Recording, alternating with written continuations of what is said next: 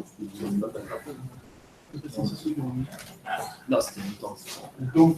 bonjour tout le monde. Hi everyone.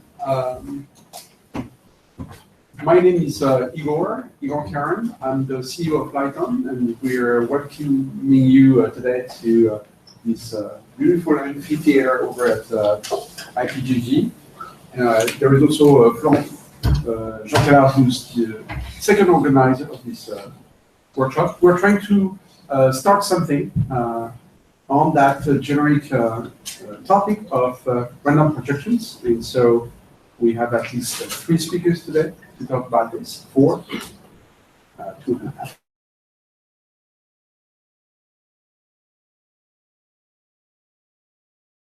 Time. I need to figure out who's going to be staying for food at 12 noon or 12:30. Pizza. Very good. So it's like everyone except like 1 or 2. Okay. So Laurent, you have your number. Okay. All right, great. Romain Couillet is going to be the first one to give a talk today. And that's going to be about it. We're going to go for English because I think some of our viewers are going to be English speakers. Other than that, you can speak both French and English, ask questions, and we can interrupt you whenever we want. Okay, great. All right. Well, thank you, and let's applaud Roma.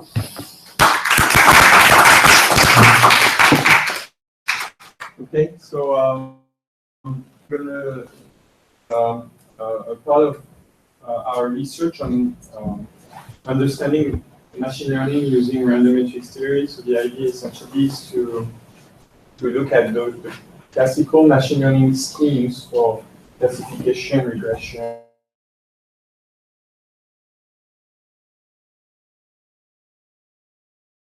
numerous and large at the same time. The advantage of looking at this is that, well, first, this is what we are doing these days. The data are quite large. And the strong advantage is that you have, with this large dimensional phenomenon, you have a concentration that if you have a lot for easy theoretical descriptions, in particular for using random matrix theory. So we will see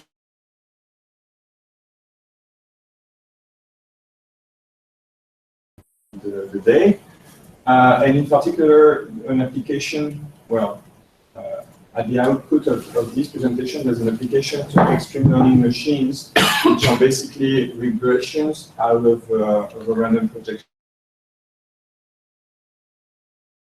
I guess many of you know about this. So you assume you have a sort of bunch of data, x1 to xt, they are of large dimension. So they are numerous. T will be large for me. P will also be large. This is the dimension of the data. And you do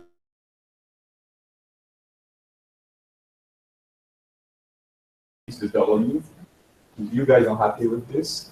So W is a random projection onto what I call a bunch of neurons. You don't need to call that neurons, it's just a layer where you make an intervention of this nonlinearity sigma, so that you have those random features, sigma of WXT that you apply. So you apply this sigma function-wise here. And so the point of what they call extreme learning machines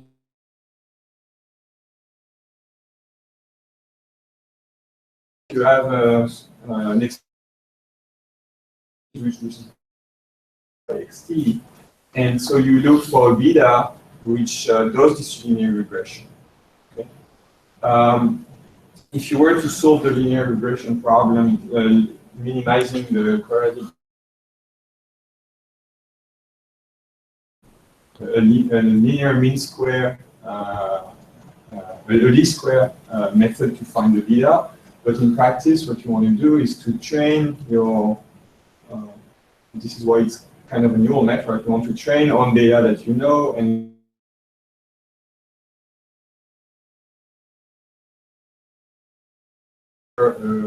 regularized least square or ridge regression. And so what I want to do is study the asymptotic performance of those things, knowing that the big difficulty, as usual, is to go through this nonlinearity sigma.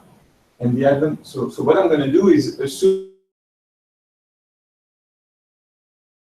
my data are going to be deterministic. So in another work that we have gone through a bit later, we assumed instead that the xi's were assumed a statistical distribution and the w was fixed. In that case, we can do both. And so assuming that w is large dimensional and random, we want to estimate the asymptotic performance of this ridge regression. Okay, so how do we do this? So again, we use a ridge regression output through the beta here. And so I want to estimate both the training and testing performances. So training is when the data for which I have the output, and testing is for other sets of data for which I don't have the output, and see how things behave. So essentially, the training mean square error is just the average out of the t data I put in, distance between the output, the expected output, and the regression through beta. So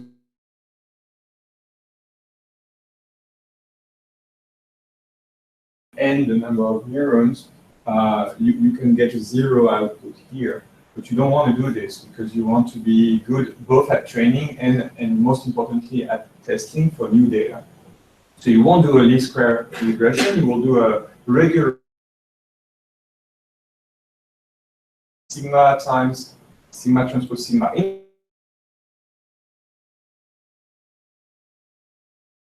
Obviously, one of the questions people ask usually is how do I set this gamma?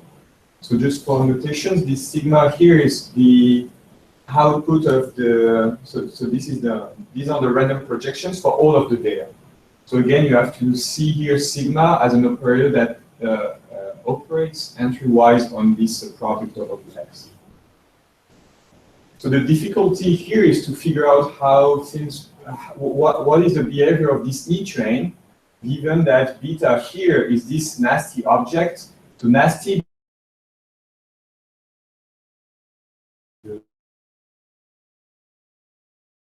from a random matrix perspective, this is an object that is really classical. Well, at least this operator here is really classical. It's called the resolvent of this matrix looking like a sample covariance matrix, or being a sample covariance matrix for the observation sigma of wx1. He knows a great deal about those matrices in the case where those observations would be random vectors with essentially ID entries. This is no longer the case here because you have this sigma nonlinearity. So the question is, can we go through and we still do random matrix analysis despite this sigma operator? And the answer is yes, otherwise I wouldn't be here. So, so we want to test the training performance, and we want to test what I call the testing performance, which assumes that for a new pair, for a new observations x hat, with supposedly an associated output y hat, I want to be capable of evaluating the performance, so this distance. Beta now being fixed using the training data. So, yeah, in the talk here, I will just keep the, well, mostly concentrate on the results for the training, but I will also give the testing performance.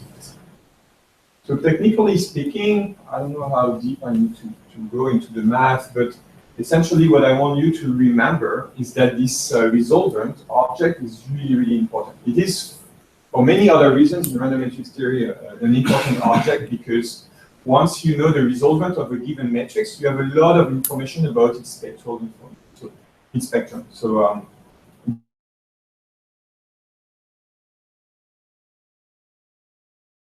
know how this behaves, both the information, spectral information about this guy. You know, a lot, even says that the training performance is related to the trace of the output times Q. So again, if I know how Q behaves, I know how the training performance, what the training performance will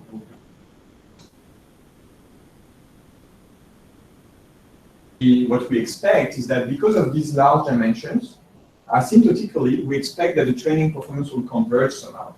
And this is what it will do indeed. So in particular, the training error will converge to its expectation.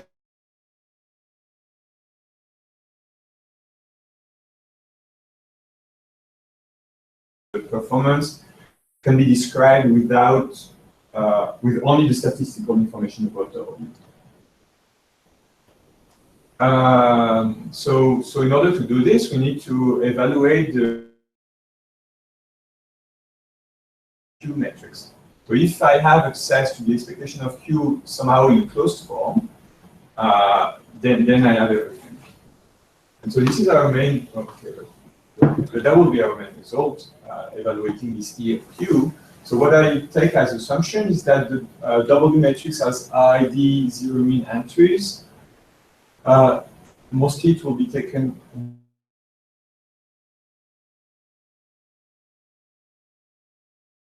way, so norm of X is bounded. So bounded in the sense that when the dimensions go large, P and T go large, this remains bounded. We want that the sigma is well behaved, and well behaved for me will be sigma is Lipschitz continuous. We'll see why. And the point is to analyze this Q operator, this resolvent. So again, that's what I said.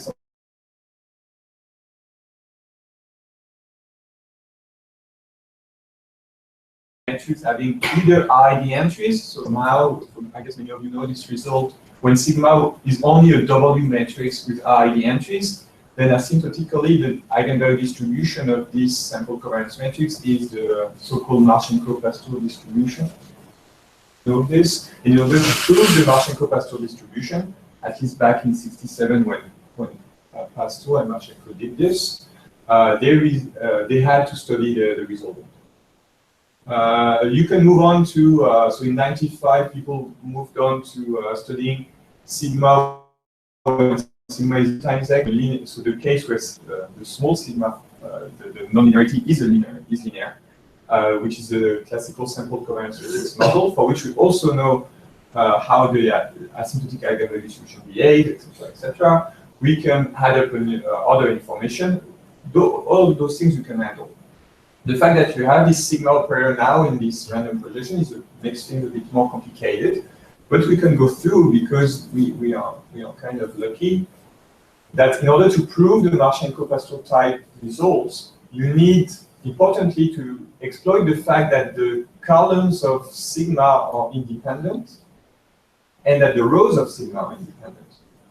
Now, because of this operator sigma that is applied again entry-wise or row-wise, you still have these independent rows. So things are still good in that direction, but on the column direction, this is not true. You don't have the independent columns.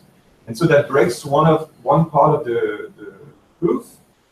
And what you will do instead of exploiting the independence of the columns is to exploit a concentration of measure phenomenon on the rows. So the vectors sigma, they don't have independent entries, which is problematic for the proof, but they happen to be concentrated in some sense.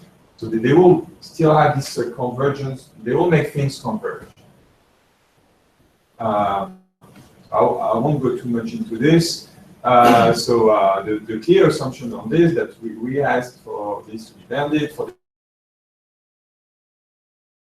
the W to have ID, so here Gaussian entries, we can think. Sigma to be continuous. We will see that in some cases, Lipschitz continuous. We will see that in some cases it seems to work even when sigma is not Lipschitz continuous. And so our main result is the following: the expectation of the resolvent. So again, if I have access to this, I have access to everything. The expectation of the resolvent as P, T, N go to infinity at the same speed happens to converge in the sense that it happens to converge to Q bar, and Q bar is a matrix that is fully deterministic. So Q bar is something that resembles the Q in the sense that it's something plus gamma identity inverse. And this something is related to both phi here. So phi is this is something I guess you guys know is the expectation of sigma times sigma transpose. So the second order moment of your random feature. And this delta here is weighted by this delta being the solution of a fixed point equation. So this is also classical in rounding matrix theory. Delta here is the solution of this equation. Delta equals trace of phi times Q bar, and Q bar has this delta inside. Only when the data are, when sigma is linear, you have an explicit solution. Otherwise not. But this is, we couldn't say a lot of things about it. And so obviously the central object here is this second order moment of the sigma operator, nothing more.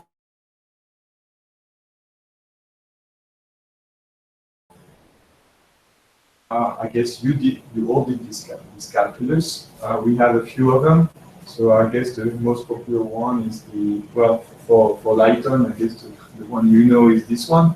The absolute value of t, when sigma of t is the absolute value of t, which is what you have in all light observations, gives you a phi, I should explain it. So phi, the entry ij of the matrix phi is actually an operator phi.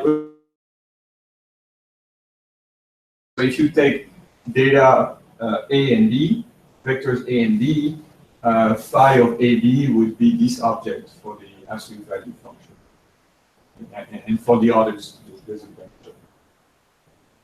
So we can describe this precisely. Even for a second order polynomial, we have this description.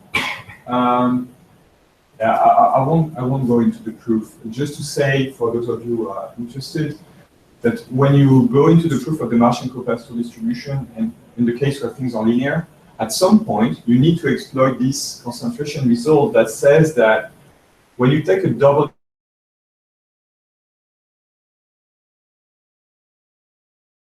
then this quadratic form converges to the trace of A.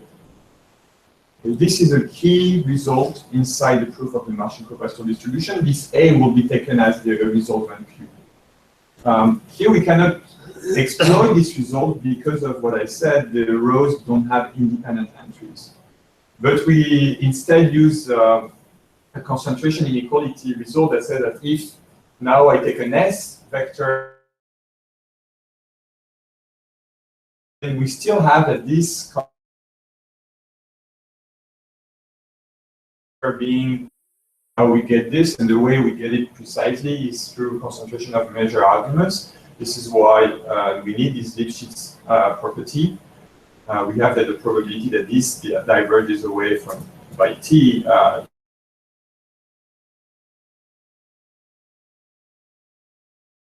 result. I won't go into this. But just to show that we can prove this in 2 slides, 2 AV slides.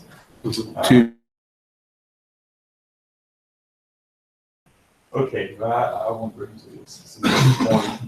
So again, as a result of this, we have the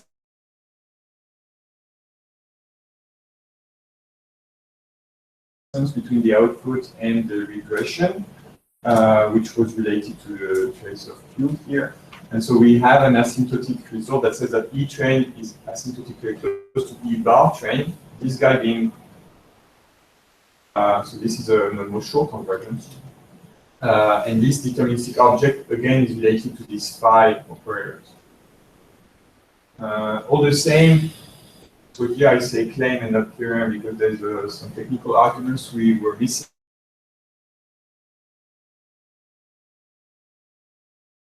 Our test, which is related again to this kind of 5 operators. So it looks ugly, but at least you can plot that, and you can similarly figure out in some practical situations what happens completely. What I'm going to show you now. So, well, just to show you that it works. Here we did a classification of the MNIST database. I guess everyone does that. Also, you take the MNIST database, the only one.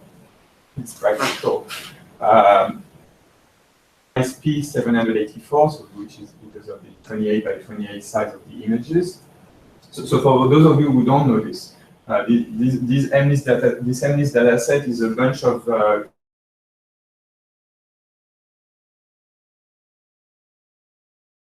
versions of them. And integration as a classifier, my extreme learning machine as a classifier, in the sense that the images of 7s will be regressed against 1, and the images of 9s will be regressed against -1. Then I want to evaluate the performance in terms of mean square error. I could also was not done at that time.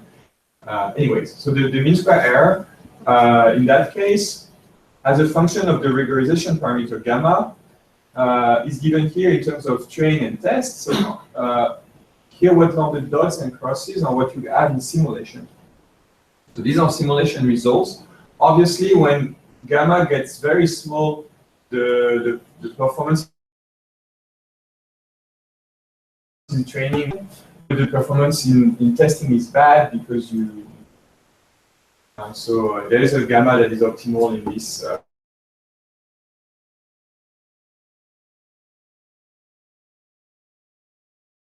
What I get, obviously, and here in plane curve, this is supposedly the result of the infinite dimension. So it's a really perfect match. That's for t. That's for the error function, f of t, which is good. See here, it's a bit lower than this. So it doesn't look like a big gap, but in terms of classification performance, it can be dramatic. So the bad news for Lighton is that this is the absolute value performance. And we can explain that. So the absolute value performance is really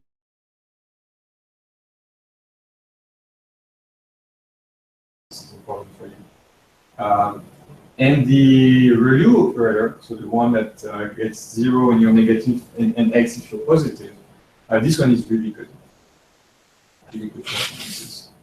So the question is why, and we'll see. There were some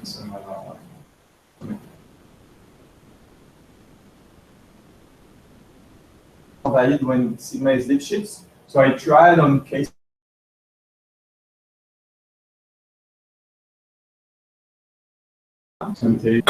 Or you just take a the ramp function.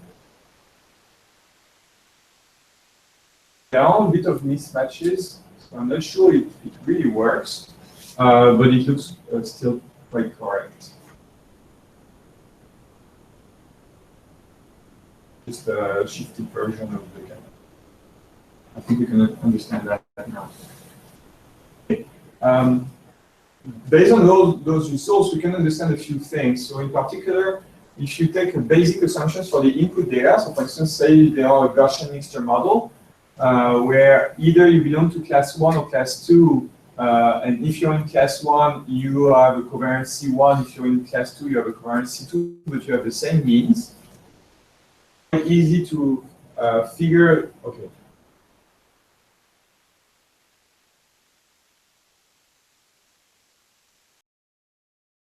Holds for a bunch of those functions, you can figure that depending on how you tune your sigma function, you may not be capable of doing anything. In particular here, what I did is that I took W random, so what I did is I took sigma to be a second order polynomial, W to be filled with ID entries with different fourth order moments. So it could be Gaussian, it could be Bernoulli, and we will see I'll take also student distribution. And actually, when you do a thorough analysis, you see that you need, importantly, that the fourth order moment is different from M2, from the second order moment square in that case, to be able to separate those two things. So in particular, if you take a Bernoulli random projection, all like a Gaussian random projection. In particular, we see it here in simulation and both in theory. If you take W to be Bernoulli, I hope you can see this. The MSE performance of the noise level, so to actually do zero classification. You cannot classify anything. It kills the information, taking this Bernoulli random projection. If you take a Gaussian, then you're there. You have a non-trivial classification performance asymptotically. The point is to get M4 very different from M2 square. Then you could figure, okay, let's take a let's take a distribution that has a highest fourth order moment, such as a student distribution. And here, indeed, you get a significant gain in that case. So when it comes to isolating data that have the same mean essentially, but different covariances, you have a strong advantage in taking your W matrix with higher order moments. So not Gaussian, but rather student or whatever. This is what we see. And in practice, you know that everything is related to this phi matrix. So this phi matrix, you can study it thoroughly when the data inside or a Gaussian mixture model. And when you look at the eigenvalue distribution of those, it turns out that depending on the fact that you take W, Gaussian, Bernoulli, or student, you see that there are or not some isolated eigenvalues that carry information. Okay, so in the case of Bernoulli, there is no outlying eigenvalue, and the largest eigenvalue here as an associated eigenvector that is pure noise. While if you would take a student W matrix, then you have what we call a spike in random matrix theory that can be even very far from the bulk, and the associated eigenvector of which being a clean ramp function, giving information about the two classes in that case. Mm-hmm. Okay, so this is the output we can get. Yeah, coming back to this to this guy that doesn't really work well. So the absolute value operator. When you put in the network a Gaussian mixture model, we can fully describe what happens. Yes. This is not absolute value because we have complex random projection, and the kernel is very different. Ah, okay. But we can. It works for us. Yeah. Okay. Well, that's good. Okay, so if you were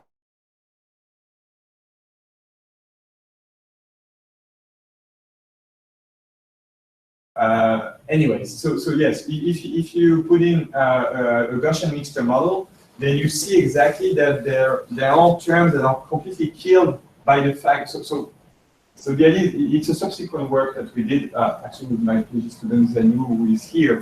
We can discuss that in detail with them. Those guys are really ugly, and you cannot get any strong information out of them. But if the A and B vectors, so the Xi vectors, are taken as a Gaussian mixture model, you can do a Taylor expansion of all those things converge, and you can do a Taylor expansion, you can do a full analysis. And it turns out that for some of those functions, there are terms that happen to disappear completely in the Taylor expansion because you have like derivatives that are zero. And when you have this case,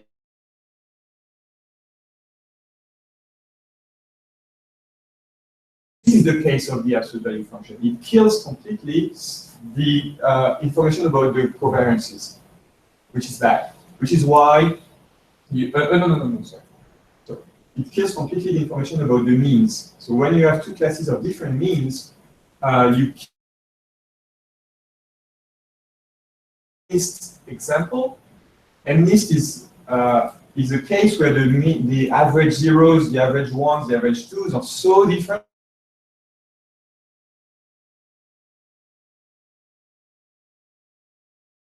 It doesn't work. So at least we can explain that. For W, ID Gaussian. If you would take another W, this will change the picture because I would get another 5 operator. Anyways, this is what we do. As a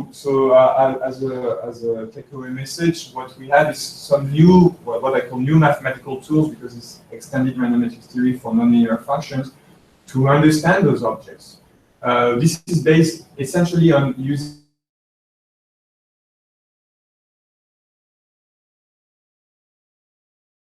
MFC performance as I showed, but now we also have the classification performance when you use those objects as classifiers. For this, you need a CLT type result. We have it now. Well, okay, I always put this extension to multiple layers, but I don't know how to do this, so let's forget about it. Well, you also know why it doesn't work, because doing sigma of sigma of sigma makes gives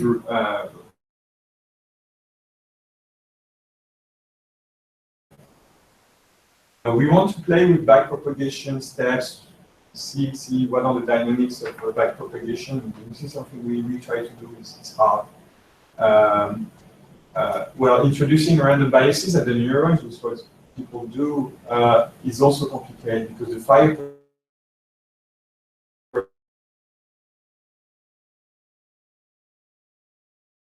we do again with random theory, large dimensional data analysis. And we can do similar analysis for many methods. So in particular for kernel SVMs, now we understand how those objects behave. In particular, the least square SVMK example, we do semi-supervised learning, graph communication, robust statistics. So there's a bunch of objects that we can study. I think because not taking the P dimension going to infinity is problematic when you do the statistical analysis. Here you have a double concentration effect by the fact. Okay, so that's it. I don't know how much time. This one.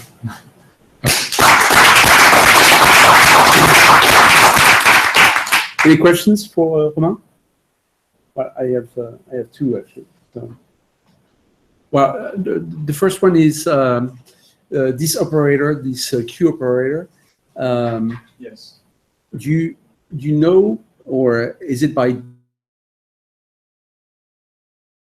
What do you mean by normal? As in it. It's a positive semi-different.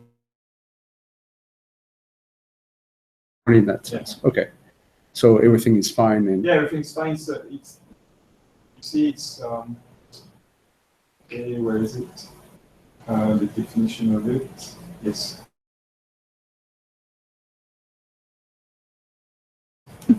So everything. Okay. And it's bounded, which is nice. You can play the fact that it's bounded in operator by 1/gamma. Yeah. Makes it that you can do a lot of things. You control a lot of things. Okay. That's why people like it. I was talking to Laurent Jacques recently. He's one of his approaches, and it looks like from the work he's doing nowadays and everything, that this issue of bias, of random bias,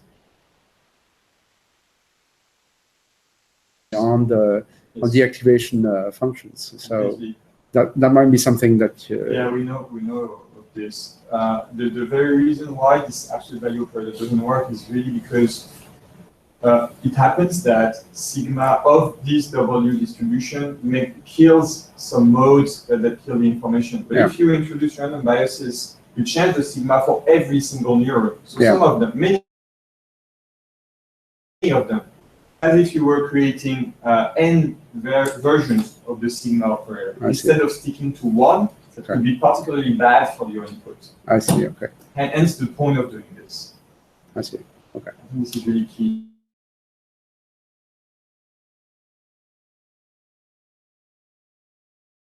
You cannot compute the phi's explicitly. Okay. Well, we should definitely have Laurent at some point in time give a talk at one of these workshops. So that might be a good thing to connect with.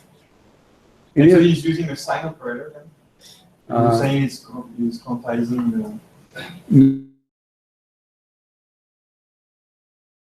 Okay. We can talk about this offline. Anything else? Anyone? Okay. So if I'm not wrong, that scale is n, is O(n). So of course this is going to be extremely impractical in real life. Can you scale Do you think you're going to be able to extend those results as something that scales sublinearly with N? Yeah, well, it's always the same story. What does it mean in practice? And, you know, if the ratio between N and T, or P and T in here, is 1/1000, it looks like T is much bigger than N, but in practice, you have perfect fit with the random matrix predictions. So even in that case. So things get nasty if P would be really big compared to T. If you have a gene sequences with maybe very few patients, in that case, all the predictions are unnecessary, are bound to collapse in practice. But otherwise, if you would relax the constraint that T and N and P behave similarly, then you cannot prove any of this. You fall back into classical asymptotic statistics where you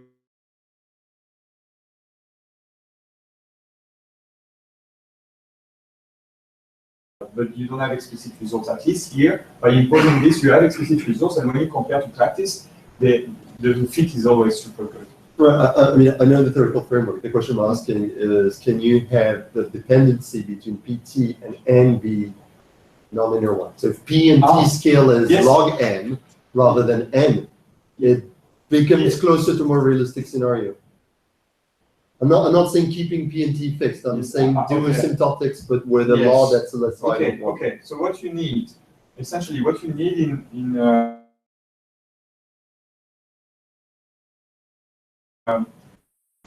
is that the number of degrees of freedom in the object you look into is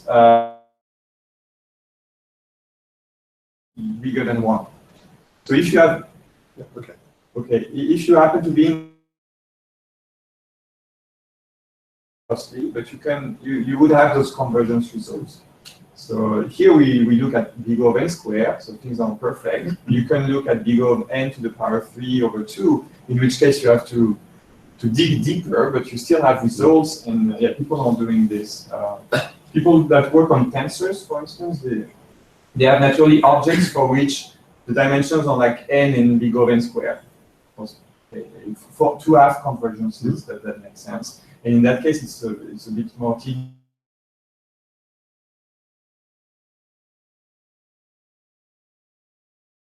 Log n will be. Well, square root of n. You're telling me square root of n would work. Yes, exactly. Powers of n. Log. Maybe it's it's the limit where it gets nasty. It's the same thing when you do community detection on graphs. You have this big difference between dense graphs and sparse graphs. This is exactly this thing that occurs. In the sparse graph setting, the degrees of freedom are so low that you become dependent on the distribution.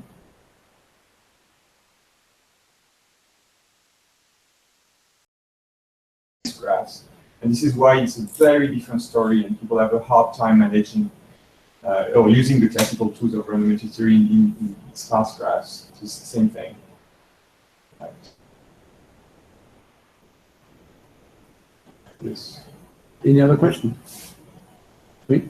Non? Ok. Bah, merci encore, Romain.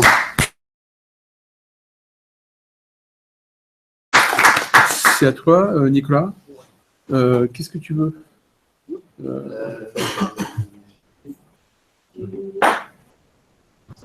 Ça devrait marcher? C'est bon, j'ai cliqué. Ça, j'avoue qu'il a pris la fiche de l'eau. Ah ouais, pourquoi pas.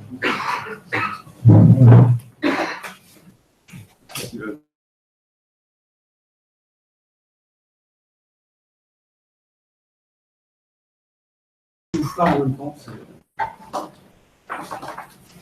autrement, on a un HDMI aussi. Ah bah sinon, directement. Non, HDMI. Celui-là.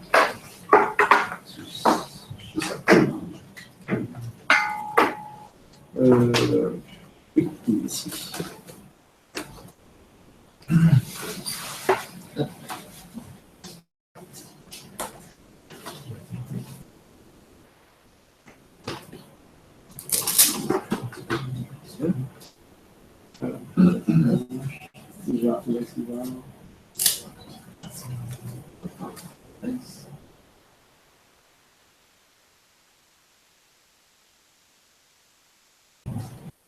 C'est pas bon. Projecteur. Non, mais sinon, si le VGA marchait, on passe au VGA. Ouais. Ça.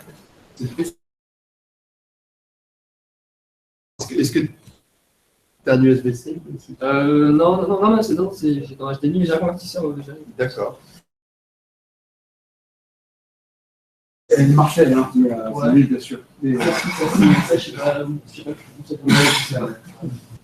bon, essaye, ouais, essaye pour toi, je suis désolé.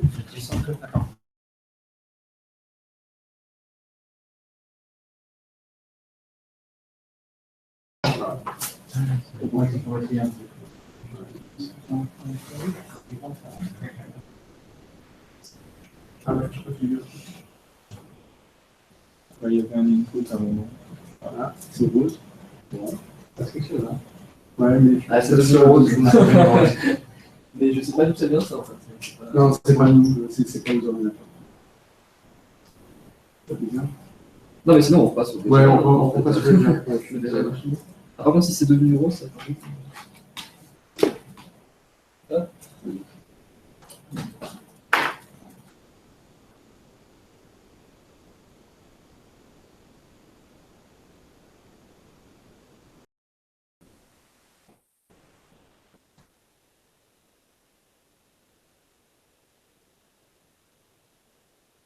La projection aléatoire, c'est pas ça. Ouais, on va- Les structures aléatoires. Merci.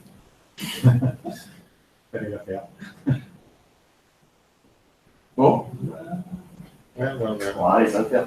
ça va faire. Tu peux. Alors, ouais. So English then? Yeah, I mean, if you want to. Hi everyone. Thank you, Igor, for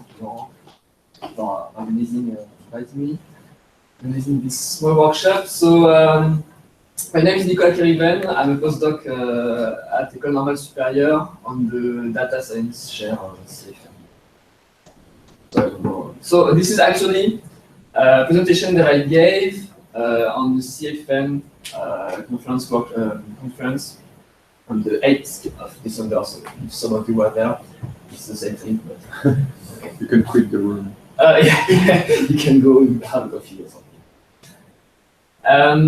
Okay, so this is my thesis work. So this is not what I'm working on here at the NESC. This is related.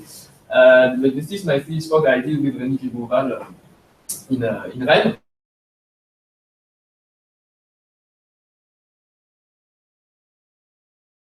Let's say you have a nice database, some image, for instance, and you want to learn some stuff from the database, how to cluster it, how to do classification, or I don't know, whatever you want. But of course, today you have many data, so this is something that you have learned many times. So learning can become very slow or costly if you have many data, and you have to come up with some means of handling this kind of database, very large. And settings where your database is either distributed or in a streaming setting, meaning that you don't want to gather all your data in one place before doing your learning. So,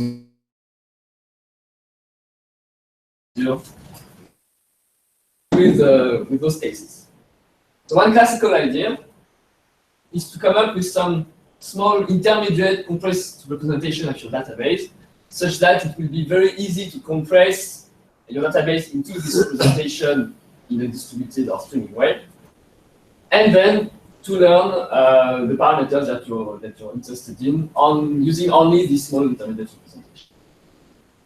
So what do you want this intermediate representation satisfy? Well, of course, it must be fast to compute, faster than learning, performing the actual learning, but most of all, it must be very convenient to do this distributed or streaming computing. And of course, what would be interesting for us here is that it must preserve the desired information that you want to learn from the database, even if it is a really, really compressed representation of your data. And as a bonus, it can also preserve data privacy. This is not something we focused on, but there are some nice posts on this. Okay, so what you have extracted?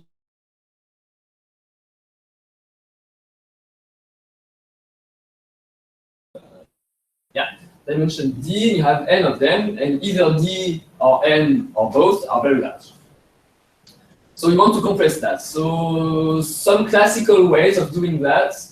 Well, the first one is one you well know here, I guess, is to reduce the individual dimension. Dimension D is now a vector of dimension D prime, and it's a classical way of doing this dimensionality reduction, is random projections or say some features that are most relevant for your problem. And we know how to analyze, in many cases, we know how to analyze what information is kept and what information are lost when you do this dimensionality reduction. For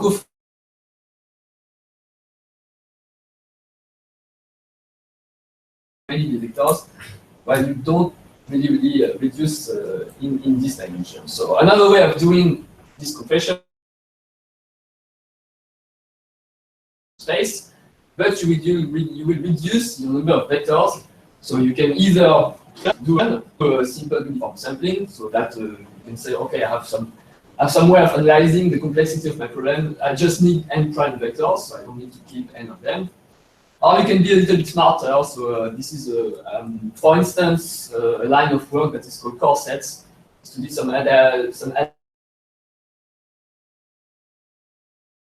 you are a little bit clever on which vector you keep when you do this sampling.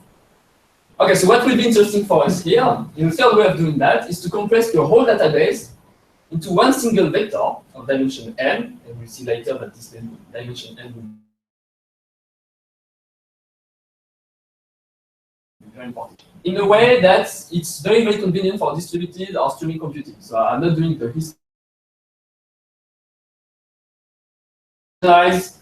hash tables or histograms and generalization of that.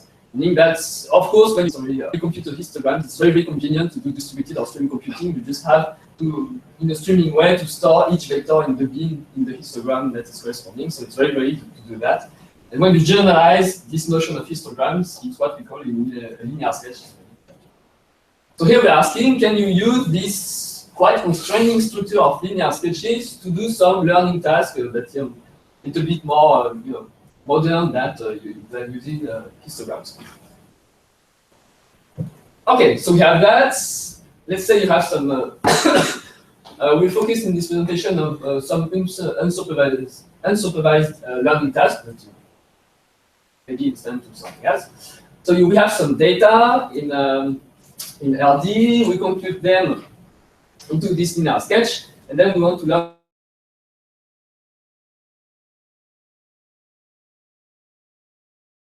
each of the transformation of function file applied to each vector, and we do the sum of that. You can think, for instance, of the function that stores vector into the corresponding histogram bin. So when you do this sum, it's exactly computing a histogram. So it doesn't cost much to divide this sum by the number of points that you have in the database. So what you obtain is that your linear sketch now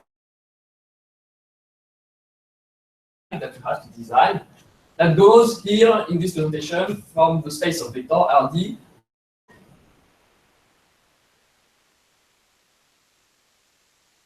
Same thing. Okay, so this is quite a constraining structure, but now at least we understand what we have to deal with.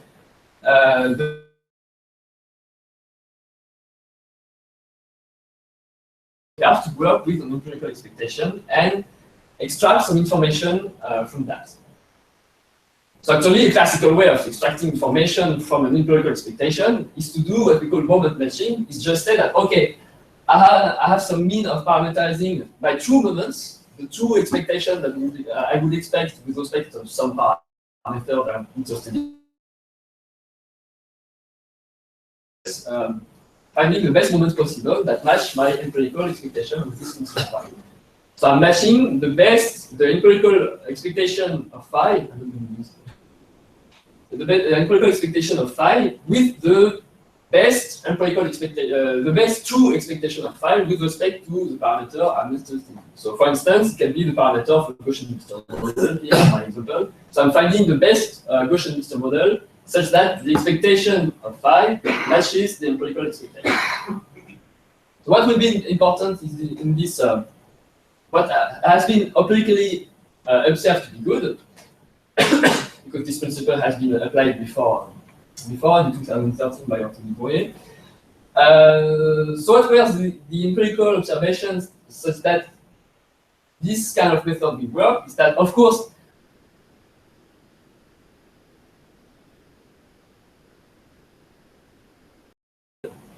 and we're going to see how to choose this side of the sketch. And we have also found it has also been observed that it's very convenient to randomly design, and this is why I'm here today, to randomly design this function file. You see, it's very convenient. It requires only very, very mild training because you just have to choose the distribution with which you're going to choose this function file. So a random design of this function file is very, very convenient in practice. Okay, so before diving into the math, I'm going to just illustrate very quickly, without giving a lot of details, how this works in practice, how this can be applied in practice, just in the particular case that I did during my PhD. So we have this kind of algorithm based on a greedy procedure to recover a mixture model from this sketch, which is, as you know, just empirical moments of some function phi. So I'm not giving you the details, but it's basically a greedy procedure. If you think of a GMM, it can be something else. You add iteratively each Gaussian one at a time, and it works for a long time. Just quick illustration. We have here the size of database. So I've tested database, so it's n, number of n, from 100 vectors to basically 1 million vectors. And so in blue, it's our algorithm. In red, it's the classical EN for GMM, for non-Gaussian mixture model.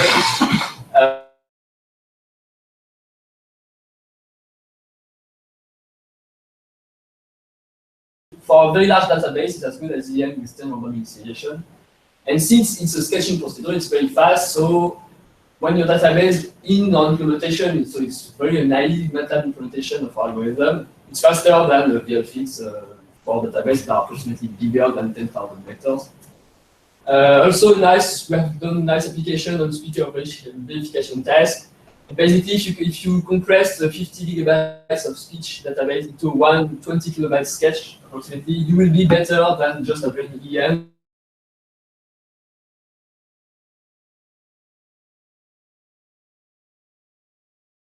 So I missed classifications, I'm going to skip a little bit of that, but the application is that when we recover a mixture of Diracs instead of mixture of GNN, or mixture of Gaussians, for instance, well, those Diracs will be placed approximately at the centers of particular clusters. So it's, we're going to prove actually in theory that this is almost equivalent to doing the k-means on your original data. Again, this is an algorithm. We don't have access to the data. We have access only to the sketch of the data, which is just empirical expectation of some function. And there are another application. Okay, so what's interesting for us is that when you look at the sketch size, how big must be the sketch.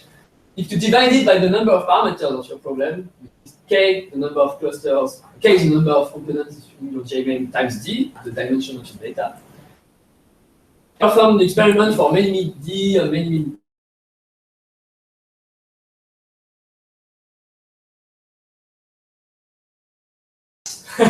is successful recovery, black is unsuccessful recovery.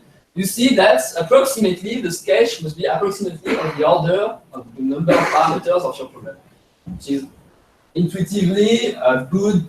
This is intuitively what we need, since we have kd parameters in the problem. You need approximately recovery will be successful. So okay, so we'll try to analyze that in theory. So now let's dive a little bit into the math. And we've come out actually with analysis of this problem inspired by concursive sensing, because this is what Nigra does. So what's really the way we decided to approach this problem. is through a compressive sensing analysis. So compressive sensing, for those of you, I'm not going to do the history of compressive sensing, but it's basically the fact that you reduce the dimension of some very high dimensional object and see if this very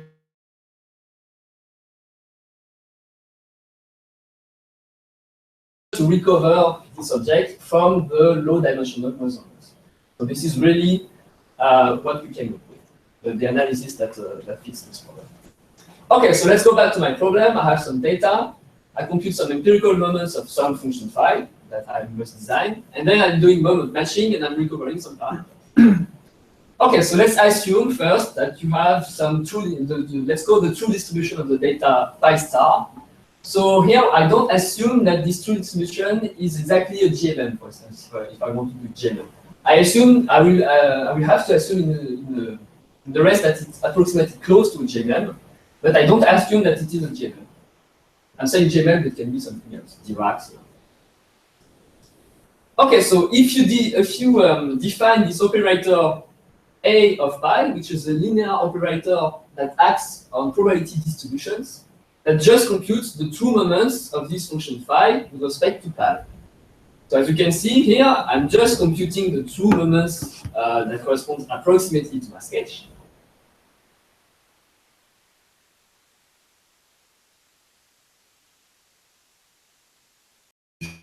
This quantity is linear with respect to phi. Then true is exactly, sorry, the A of phi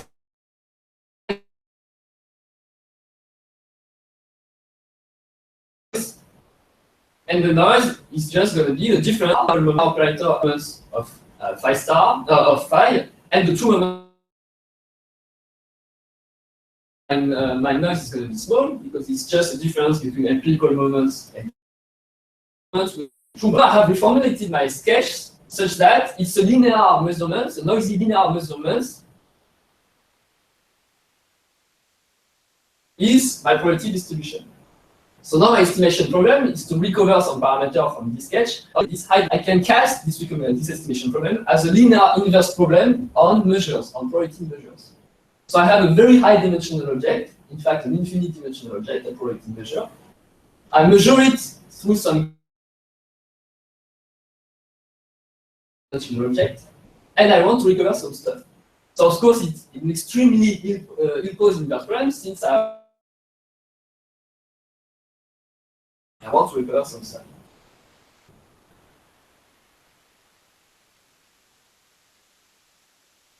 Now, as random linear projections of distributions, and this is why I'm here today, I guess. So I just apply a linear operator randomly designed to these distributions. So it's random linear projections of the distributions.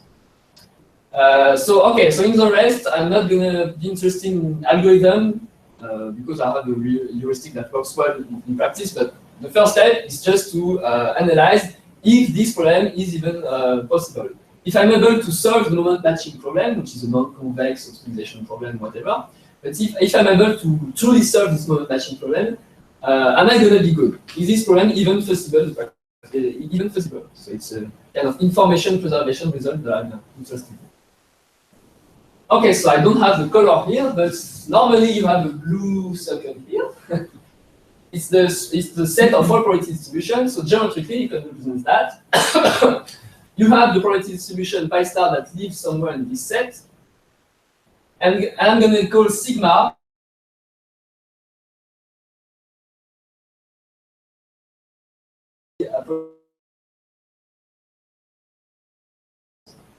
and my two probability distribution pi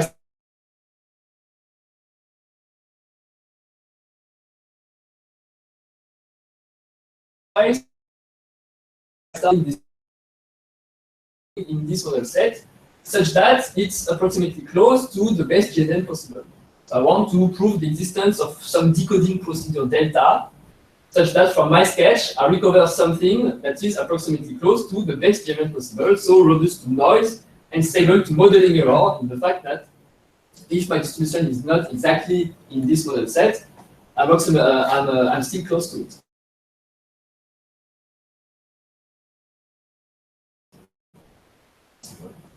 So there is a result in compressive sensing that says that if you have this decoder, if you any hope of having this decoder, then necessarily the operator A is such that some lower restricted isometry properties, so for doing compressive sensing, you know the rig, I just need one side of the rig, so that's why the lower restricted isometry property is that the fact that if you take two GNMs, then your operator A is not to sketch the operator A applied to two simple GNMs is bigger. I'm not gonna cut that the original distance between the two GNM. So it's very intuitive and very natural idea. It's just that if you have two GNM and your operator collapse them together, then you won't be able to recover them.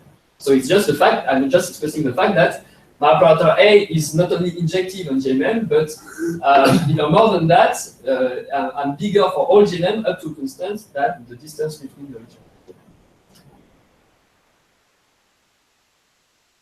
That's if you have the array, then the moment matching problem is an instance optimal decoder. So now my new goal is just to find models, so GNM or something else, and not random operator A such that with high probability I have the array, and if the array is satisfied, then I know that if I were able to solve this moment matching problem, then it would be an instance optimal. And I'm good and robust with it. Okay, so very quickly, I put this slide because this is what you're kind of familiar with. So to construct this operator A, basically, and this metric here, I need a convenient metric to work.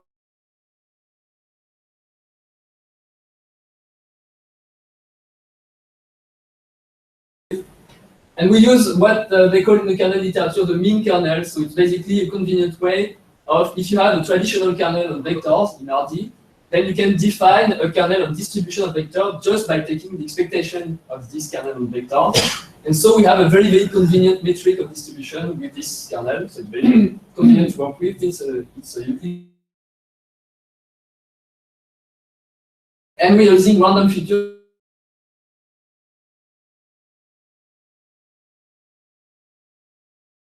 Then we are able to construct a random operator A that just takes the expectation of the random features, such that, just using basic concentration of closure, you know that your operator A with random features is approximately the true kernel metric, and you recognize here that it will be approximately the basis for proving the algorithm. We want the operator A to approximate some metric.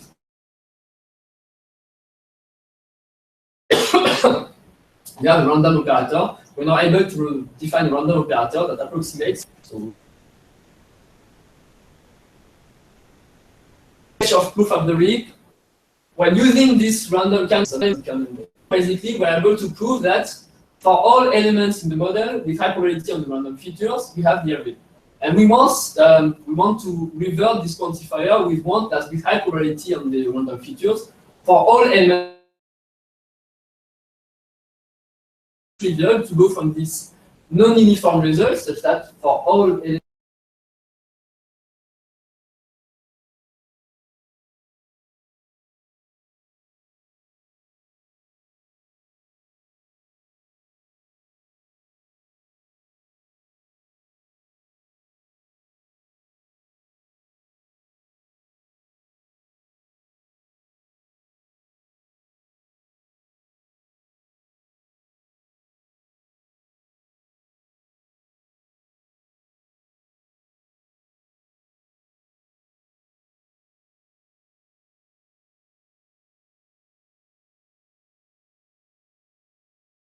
it's basically a subset of a unit ball in the set of probability distribution. So it's a unit ball. Unit ball in an infinite dimensional space. And if this set has finite covariant numbers, meaning that you can cover it with a finite number of balls, then you are able to go from a non-uniform result to uniform results. This is exactly what we need. And once we have the array, then everything's fine. So this is the result we have. So if the normalized second set has finite covariant numbers, so once again, not giving you the details on this, but basically if some set that captures the geometry of the problem has a finite covariant number, then for a sketch size that is bigger than a constant times the logarithm of this covariant number, this constant captures how good your kernel is. So if your kernel is very good with respect to the mixture model, this constant is going to be good, times logarithm of this covariant number that captures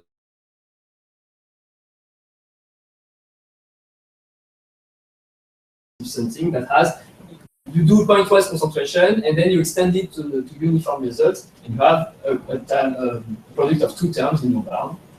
Then with high probability, some metric between the true distribution of the data and what to recover from the sketch is smaller than 1 over square root of n, which is the noise, and the modeling error, saying that if you're not a GNN but approximately a GNN, close to the set sigma here, to prove that some subset of unit ball has fine covariant number, which is very, very canonical dimension in classical compressive sensing, since well, it's known that the unit ball are compact. But here in infinite dimensional space, it's much more technical, and actually the core of the proof is to explicitly bound this covariant number in some particular cases. So we have to explicitly say that this subset of a unit ball has finite covariant number. This is really the core of the proof. So we've applied it to two problems. So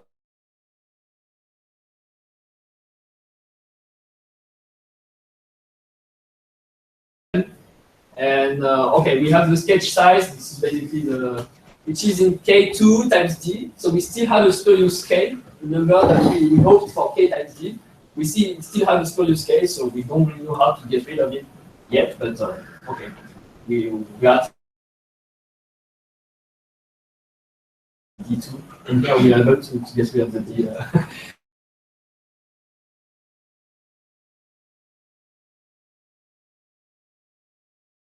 And we're studying more cases right now. Okay, so to conclude, we started from a very, very practical problem, which is compressing some data and recovering some stuff just by moment matching.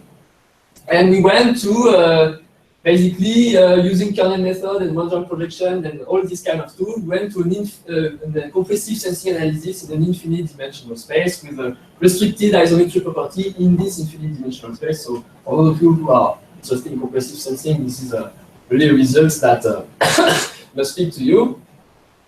Okay, so we have some outlooks. Okay, the moment matching is a non-convex problem.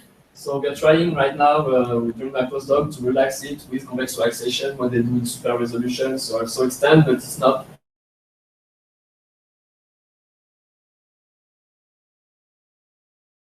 So combine the sketching method with other methods to reduce the dimension beforehand, and also like Romain and TRC. A few papers. The code is also available online if you want to play with this kind of stuff. So, I have questions. And thank you.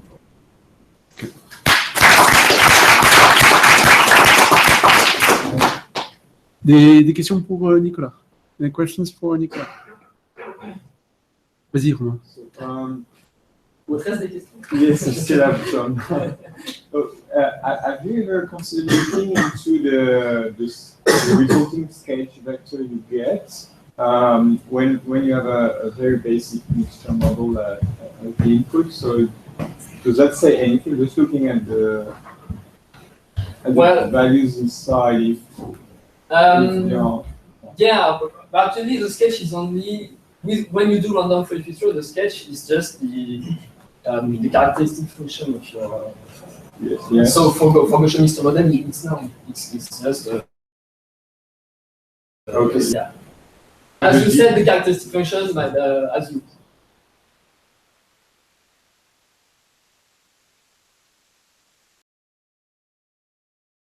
Yeah, so for this one, the decoder is easy. Yeah, and it would be very interesting to replace this. We do this analysis for Fourier because it's convenient to work with, but it would be very interesting to replace the Fourier with another kind of nonlinearity, and maybe. Yeah, maybe having a generic way of getting the decoder. Yeah. Rather than.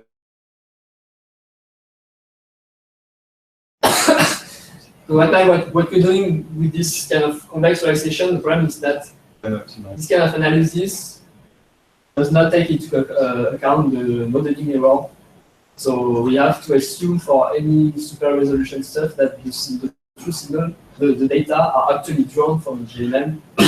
So it's kind of this is kind of what you do. I mean, so it's yeah. So it's weaker results in a way, but it's a complex relaxation problem. So.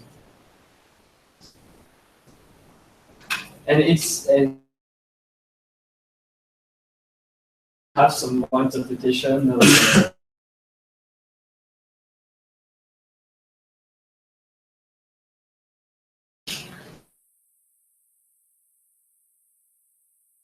For many operators in parallel, and then you have a subsequent layer doing yeah.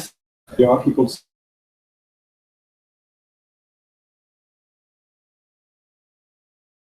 Kernels, and you play with that, and you define what they call hyperkernels. I've seen some papers of that. I don't know if this is useful, and you do random features at each layer, so maybe you can analyze that. We're also looking a little bit into it. It's fun to play. And also, if you have a kernel that is parametered by some parameter, but this bandwidth is itself random. So it's some Bayesian interpretation of I don't know how to do this bandwidth. And then you draw some of them of the kernel that you choose. So you now have a other random variables, and you can do sketch of those random variables. This will also be a way to interpret this kind of several layer random feature.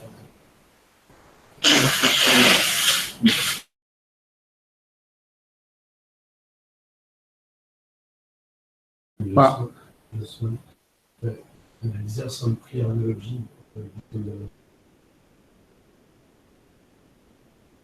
For example, in GNN, the number of. Yeah. Actually, when you place yourself in the space of parameters of GNN, for instance, we do this regularization. So it's okay. A sparse vector is just a limited combination of some basic elements.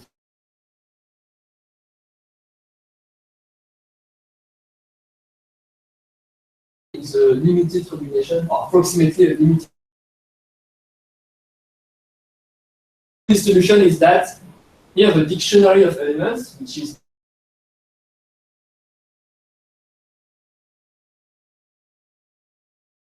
so you can't rely on all the incoherence analysis anymore unless you assume some kind of separation, and this is some separation of means and this kind of stuff. So there are some work without separation, but when you assume separation, it becomes much more simple. Now you have this kind of incoherence bound between your GNN.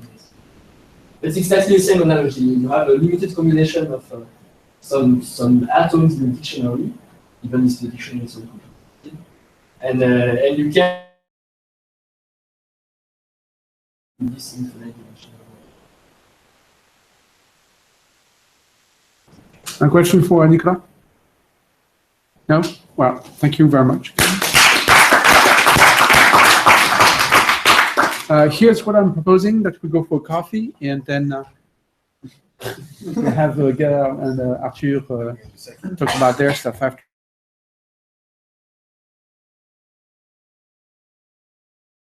Hein? Voilà, c'est ça.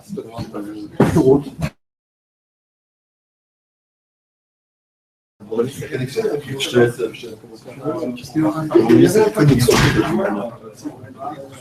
chose comme ça, ça ressemble. Je peux envoyer peut-être, j'en ai. Ah ouais, ça marche. Et ils doivent être. Alors, Ou un lien. Ouais, j'ai vu les PDF. Vous avez le temps? Si tu veux récupérer dans ta route, Je vais faire le PDF. Non, je vais récupérer les figures, je vais récupérer les. Ça marche. Les PDF sont libres. Je ne sais pas récupérer les figures que je fais. J'ai même plein de versions avec plus ou moins de maths. J'ai une version de 30 minutes, une version de 45 minutes et une version d'une heure. La partie qui m'a fait voir ça, c'est ton. C'est quoi? En gros, tu peux.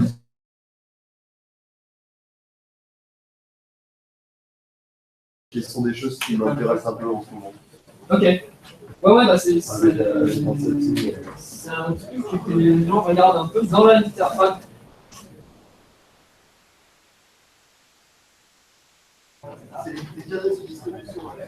Merci d'être venu. Hein.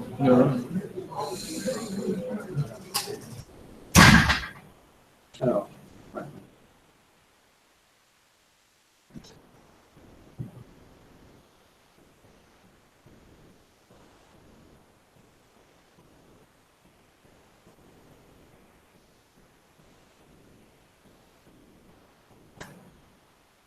ouais.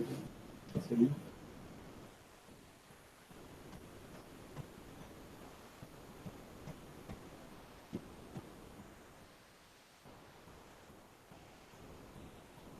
Oui, il voit quelque chose. Non. Ah ouais. J'ai un fou. Pendant les comics. Ah oui, c'est clair.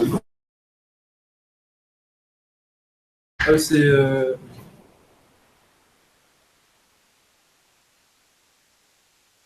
C'est bon? Ouais, je pense. Ah bah ouais, super.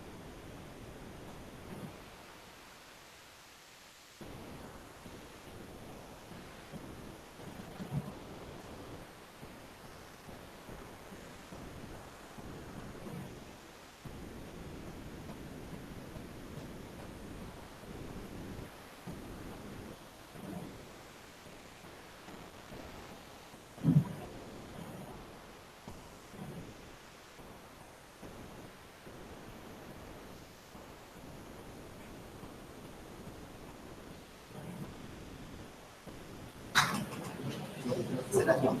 Ok. Ouais. Et on envoie des patterns aléatoires. Ok. Et l'idée, c'est que on a une bille fluorescente de l'autre côté. D'accord. Ah bon, Pardon. Ils sont là.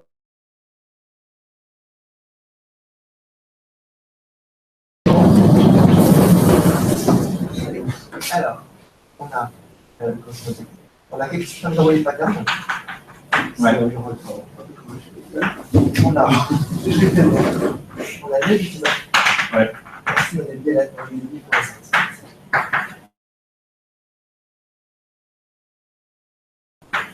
Et l'idée, c'est qu'en fait, on n'a pas accès à ce point-là, en profondeur dans les tissus biologiques. D'accord. Et donc, ce qu'on veut, c'est réussir à focaliser les points dessus. Ok. Pour faire des choses, je ne sais pas trop quoi, mais ça, c'est des applications. Ouais. On a la matrice aléatoire déjà ici. En fait, ce qu'on pourrait dire, par exemple, ici, on aurait qui dépendait de la phase ici. On va voir cette phase ici. Des trucs comme ça, tu as un canal que tu as envie d'inverser. Genre, typiquement, tu diffuses de là et tu obtiens un canal et tu peux l'inverser pour prendre les trucs. Ouais, bon. C'est que nous, on n'a pas accès en fait à ce. Ah là, tu n'as pas accès, d'accord. Et en fait, donc ça, c'est par exemple un vecteur aléatoire, H1 transpose fois expression du final. On fait pareil pour I2. D'accord. Donc, en fait, l'idée, c'est que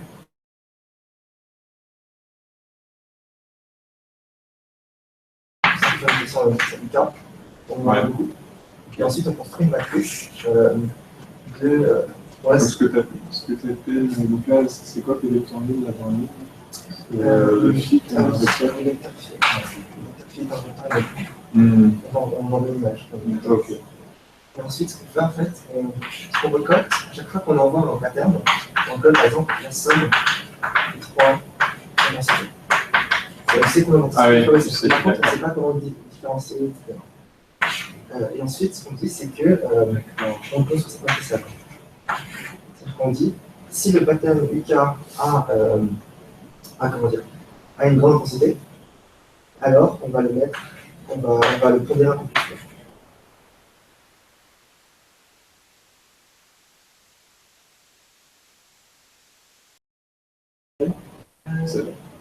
Ça, c'est scalaire. Ouais. Ça, c'est un vecteur. Ouais. C'est un vecteur qu'on pondère, comme ça, Ouais, d'accord. Et là, pourquoi tu dis que si. Donc, si ça, c'est une grande. Si ça prend une grande valeur.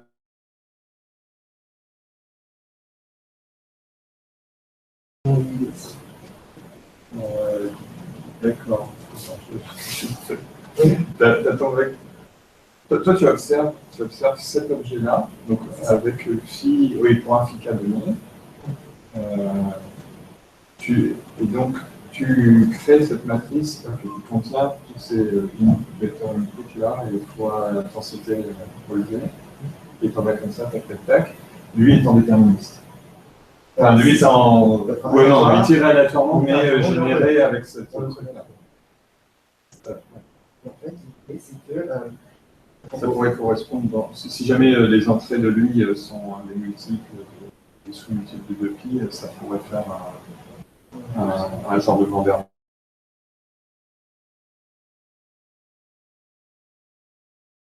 Ouais. En fait, pour faire plus comme ce que c'est complexe. Ça. Donc, l'idée, c'est qu'on regarde le spectre de ça. Ouais. Au final, d'accord. Et ce qui est intéressant, c'est que ce qu'on voit, c'est qu'on a une condition de phase de gauche. Donc, on a deux types de capteurs. Et ensuite, on a trois par exemple paillettes. On peut s'intéresser à deux paillettes. Donc, c'est d'abord intéresser à une paillette, et une paillette on va apporter ça. Alors, trois paillettes et trois spikes. Ah oui. Donc, c'est intéressant. Et j'ai pris les max de ça. D'accord, et ça pourrait permettre d'identifier du coup de séparer les trois. Et de l'autre trois. côté, en plus, c'est utile parce que quand on regarde des documents, le résultat permet de focaliser sur une combinaison linéaire de trois corps. En gros, là-dedans, tu as les HI. C'est ça, en fait. Donc ça, c'est plus un petit peu d'optique. Pour focaliser sur la ville ici, ce qu'on veut, en fait, c'est du cas. Argument de machin. D'accord. En fait, quand on fait ça, on fait des interférences consécutives à chaque fois, Ouais. et on focalise sur ce Ouais. point-là, et à côté ça. D'accord, d'accord. Et, D'accord, et donc tu veux récupérer. Oui. Enfin, c'est là-dedans que l'information se trouve. Ça, vous savez ce qu'il y a dedans, du coup. c'est ça, on le renvoie. Numériquement, on a vu que ça marchait bien. Et ensuite, j'ai écrit les maths, et ça marche bien. C'est-à-dire qu'on peut démontrer que cette matrice-là, en fait, si on a une seule pile, si on en a plusieurs, c'est de la forme. Par exemple, on va dire qu'on a un grand. Quand tu dis que tu as écrit les maths, c'est que tu as supposé que c'était Marchenko-Pastour plus. Parce que là, c'est dur de savoir qu'est-ce qu'il y a exactement dans les vecteurs. En fait, non, j'ai juste fait un gros calcul de volume, donc j'utilise tous les temps d'ici en fonction de I avec on récupère. Ah.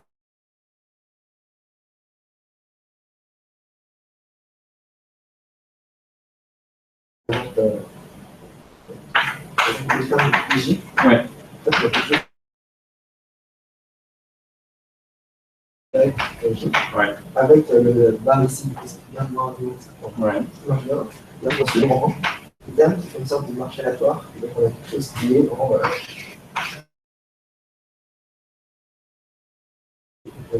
D'accord. Lui, ton dominant. Et lui, il est dominant. Donc en fait, quand on augmente le nombre de cas qu'on envoie, on a un cycle qui sort, et on voit la phase de l'effet. D'accord. Oui, c'est ça. Donc en fait, si tu veux. C'est ma question. Donc à nouveau, il y a. L'intéressant, c'est savoir exactement quel est le lien entre le vecteur propre et H1. Oui, mais je pense Parce que que- ça c'est bon. Je pense que ça c'est bon. Enfin, c'est-à-dire que même maintenant, on voit que institutionnellement, on tend vers. Oui, enfin, sous l'hypothèse où ce truc-là se barre à l'infini. Oui, c'est ça. Parce que quand tu es dans la région, bon, je ne sais pas si ça vous intéresse cette région, mais la région où tout ça, ça reste grand tout de 1 par rapport à ça. Ouais, c'est vrai. Là, du coup, tu as un angle non trivial, et du coup, ça peut te permettre d'évaluer la distance que tu as, à quelle distance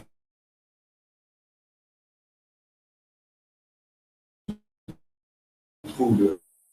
Moi, j'avais vu des sites comme ça de Marc Large qui faisait PVP, et en fait, il disait que dans le épaisseur n'était pas très bon pour la Oui. comme ça. Et ensuite, ils sont fait AMP, on va aller voir si on a Ouais, en fait, tu as ce résultat-là, je ne sais pas si tu l'as déjà vu, mais si tu supposes que tu as un modèle, donc disons que Spike il est issu du fait qu'il y a une corrélation là, dans les X.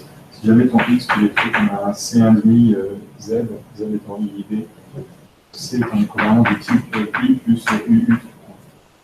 W, U transpose demi Z. W c'est ton scalaire, c'est la valeur propre. 1 plus W c'est la valeur propre du ça, du modèle statistique. Le modèle déterministe. En fait, tu as que. Tu sais que tu as une transition de phase si et seulement si W est supérieur à racine de C, c'est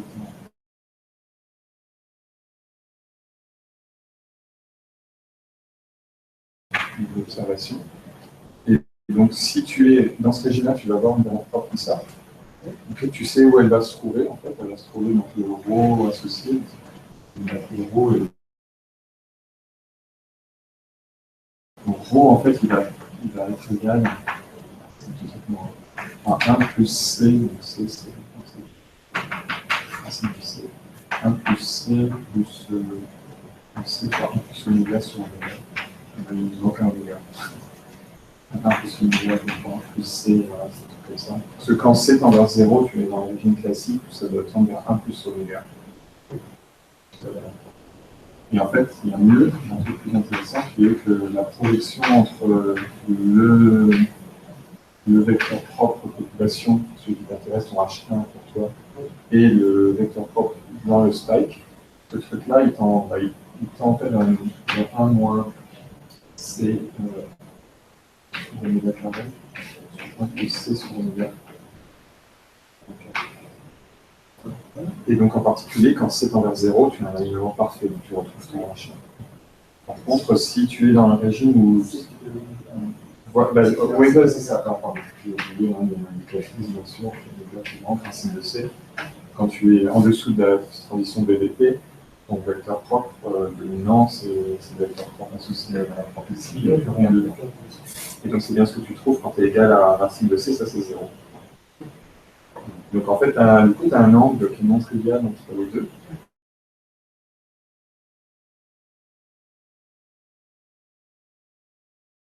Et donc, in fine, à pouvoir donner l'approximation de l'erreur que tu vas commettre si jamais tu n'as pas beaucoup d'observations. Bon, ce qui n'est peut-être pas le cas qui nous intéresse. C'est intéressant parce que c'est une perturbation de la marche de perturbation. Oui, alors perturbation, voilà, c'est rang 1, mais tu peux rajouter. Oui, tu peux rajouter, tu peux changer le rang 1. Tout ça est vrai, spike par spike. Et quand je dis perturbation, ça peut être aussi un Z plus perturbation. Là, on a fait un I plus P en demi. Dans Z plus P, tu peux faire, il y en a plein comme ça. Ils font tous.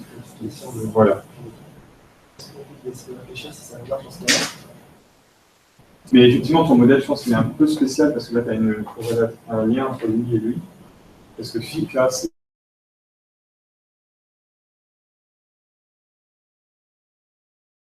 D'accord. Ouais. Non.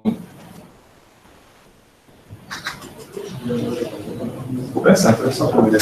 Après, c'est Non, c'est pas.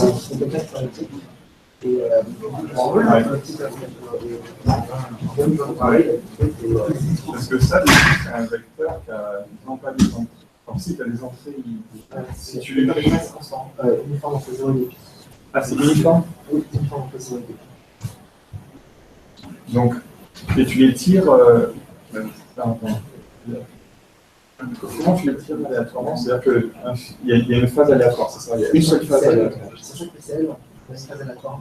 Ah oui, et les autres sont tous alignés. Toutes les phases dans le vecteur phi sont alignées à la première phase aléatoire.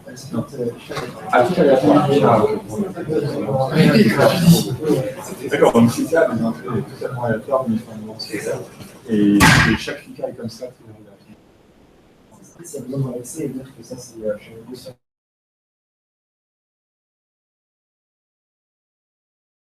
Une universalité dans l'utilisateur qui fait que ça ne dépend pas de la distribution. Donc, le fait que UK soit En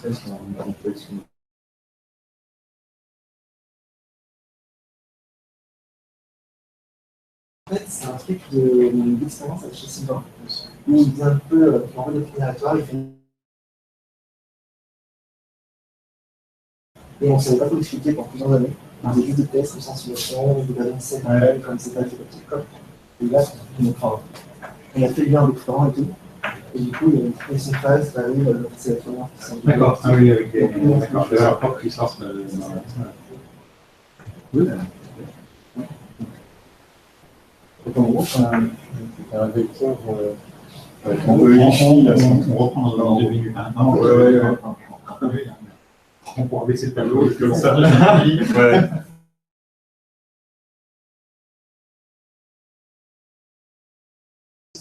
Soit un vecteur aléatoire identifié, c'est ça, fois zk, voilà, et ça, j'ai toute une matrice de ça. Donc en gros, on peut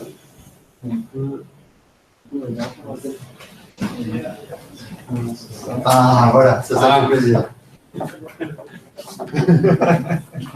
Vous allez tout seul un petit peu. Exactement. ouais, Ils sont streamés. Là. en fait, ça fait une diagonale, à gauche. Oui, il y a quelqu'un qui commence. Parce que ça, c'est déjà dans le bas.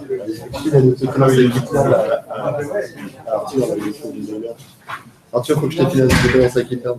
Un quoi? Un autocollant avec Mais GitLab. oui, mais moi, ça fait des années que je le vois. Excuse-moi. Personne ne l'a jamais donné. Avec l'examen à la maison, mais il y a plein qui me pique. Alors. Ça, c'est du vrai workshop. Quoi. Ouais, c'est du vrai workshop qui est enregistré en plus. Super.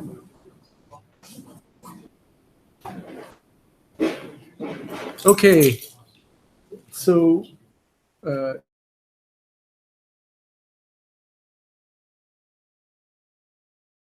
and Okay, good morning everyone. So I'm a PhD student at Theoria Parietal team. And today I will talk about something that is not really about random projection, but it's about something that increase the performance of matrix factorization using some random dimension reduction at each iteration of a non-random algorithm.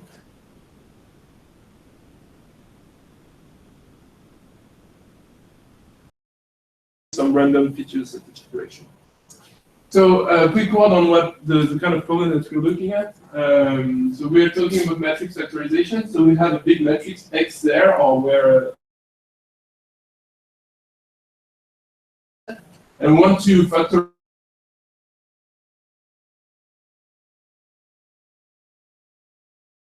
we call the code. And the point is that you want to say that each of your column there is some linear combination of atoms of your dictionary there. So it's a very flexible tool for unsupervised data analysis, and because you usually this kind of problem you can either in the left side term here, the dictionary, or the right side term here, which is the code. In this case, it is known as a dictionary learning problem.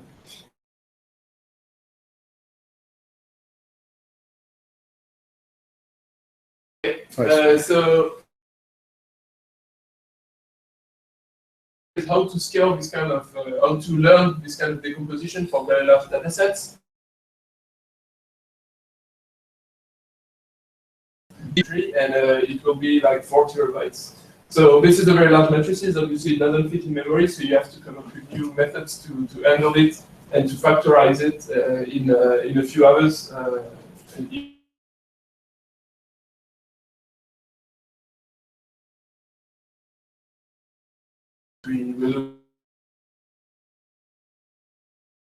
So maybe a quick slide to make it more concrete. So we've essentially looked at resting state functional MRI data. So you can see it as a 4D data set where the first dimension is time, and then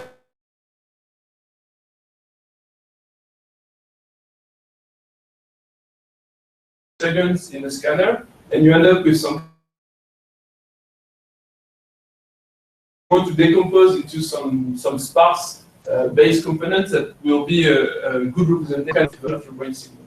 So you have here the time goes this direction, and in this direction you have the voxels, which are the 3D pixels. And you want to write this as you want to say that each of the brain images that you have here corresponds to some spatial maps times some loadings of these spatial maps. And the spatial maps in this case will correspond to functional networks, areas of the brain where the brain activity is correlated and localized. So it will, for example, correspond to the auditory cortex or the visual cortex and motor cortex. So we expect it to isolate some base, some basic functional networks. So the data we're looking at, they have millions of samples that correspond to the because we have around 1,000 subjects, and for each subject you have 4,000 examples. And the dimensionality of our data is huge. We have 200,000 voxels per sample. So other examples are comes from computer vision. So typically, when you have an image, you can take all of the patches of the image, and you want to say that each of the patches is a sparse linear combination of some basic components. And this is known as dictionary learning. And we will be looking at that for hyperspectral images, where the problem is that the patches have a lot of different channels, around 200, and this makes it very high dimensional. And this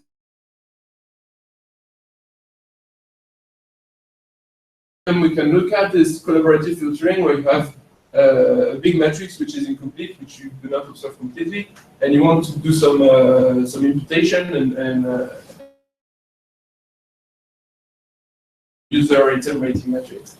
And what you do usually is you decompose it into you use a low-rank factorization to do it, and we can use the algorithm we present for this kind of problem.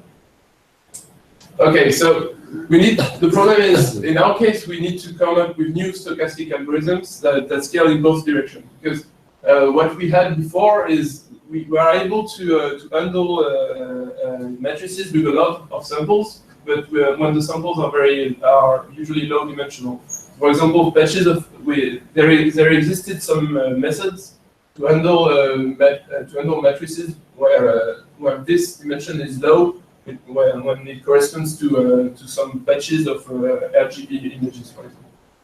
And so the problem here is that we have a large number of samples and a large sample dimension, and so we want to have algorithms that are able to handle big square matrices.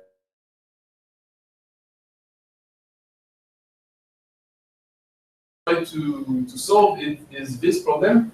So we want to find the dictionary key here with some constraints, with some penalties.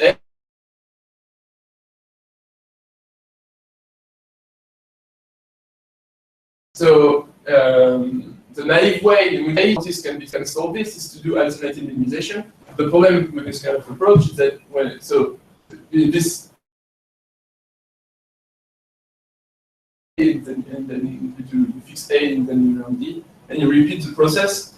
The problem is that at each iteration you will look at the full data matrix X. So this is out of reach if your data is even gigabyte size, and because the single iteration cost will be in linear in the number of samples and the dimensional.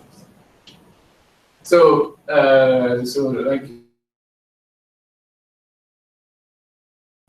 Julien Merad and co-authors came up with a method to handle a large number of samples, which is a way to learn the dictionary here in a non-line fashion. So what you do is that instead of looking at the whole matrix X, you will look at the matrix column-wise, and at each iteration you take a column, you use this column to learn the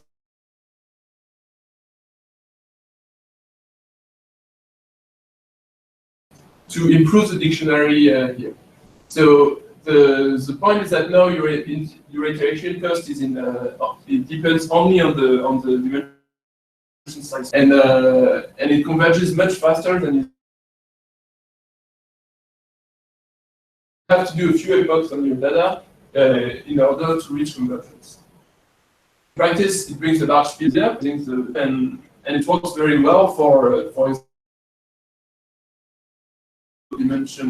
You have P, which is 256, for example, compared to the settings that we are looking at. Now, if we try to use this kind of technique for our problem, so trying to extract some sparse components to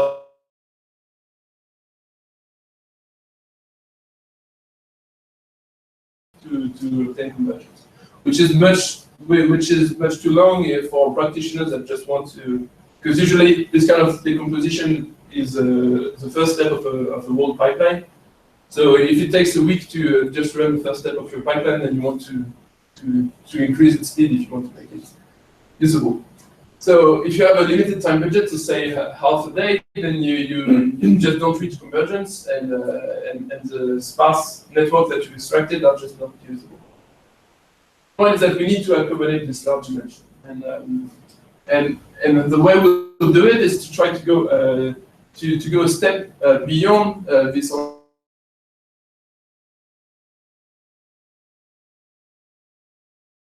The whole matrix X to an algorithm that use only online matrix. The column will bring another level of stochasticity. Use only a fraction of this column using some masking matrix M, which roughly selects which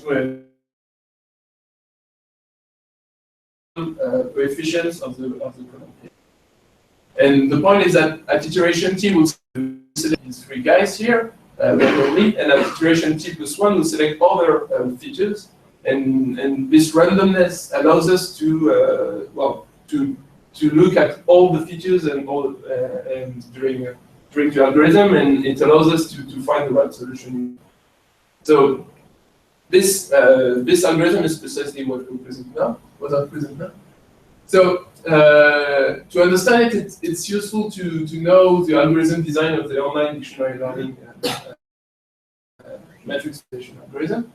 There are 3 steps at each iteration in this algorithm.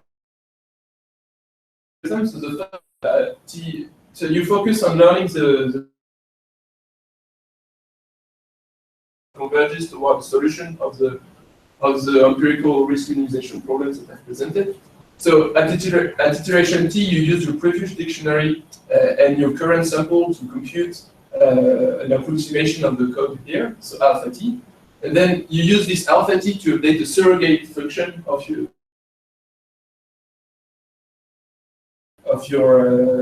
objective function that you're trying to minimize, which is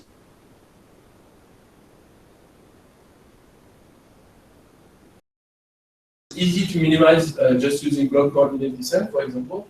And this gives you the new iterate. So it is known as a stochastic majorization minimization algorithm. You update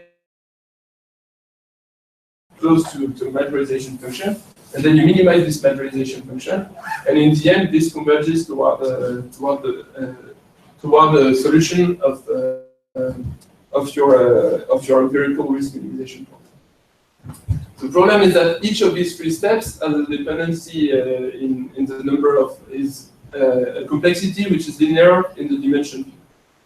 This is due to the fact that we access the whole column X, and this makes each iteration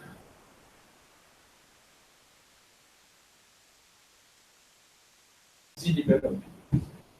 So we want to reduce this iteration cost, and what we propose to do is to, instead of looking at X, we'll be looking at a reduced version of X, which is MTXT, where M is a diagonal matrix with 1 and zeros. Well, with only not 1 and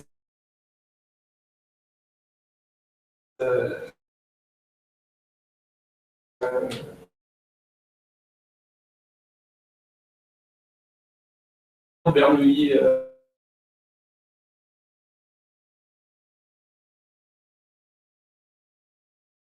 so that it does Bernoulli, which is a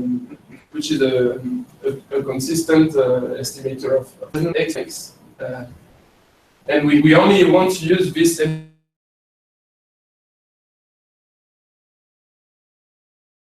of the dictionary and some but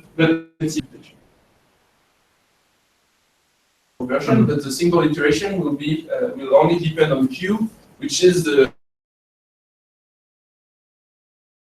will be free, for example. So it is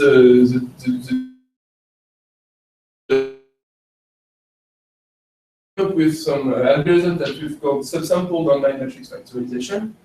So, which is this algorithm where everything is adapted so that the single iteration is depends on Q, on the true dimension Q, the reduced dimension Q. So we have to adapt code computation, surrogate update also, and surrogate. So I will just present these 2 things. This one is a little bit technical. So for code computation, if you remember, we used the previous dictionary to compute alpha T, and then we'll use alpha T to update the surrogate. So what we propose to do is that instead of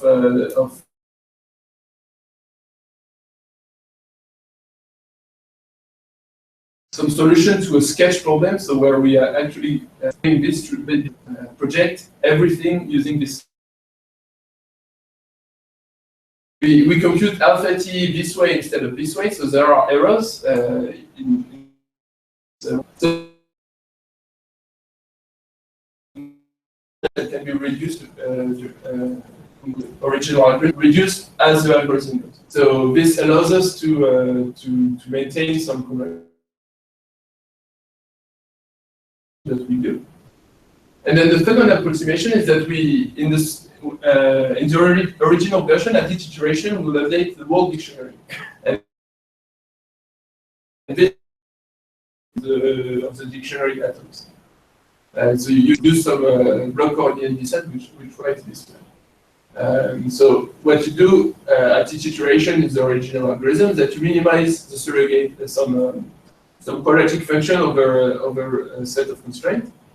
So what we propose to do is that we add a freezing constraint at each iteration. So we have this matrix. What will, instead of updating the word dictionary at each iteration, we'll only update the features that has been that corresponds to the features observed at each iteration. So the way to do it is to add this extra constraint, saying that this blank line should remain the same. Your dictionary should be frozen and should not change for the features that haven't been observed at iteration. So if you do it, your problem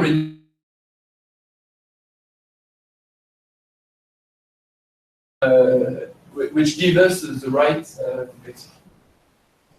So we have a convergence theorem, which is exactly a mirror of the theorem of the convergence variances for the original algorithm. So what we have is that the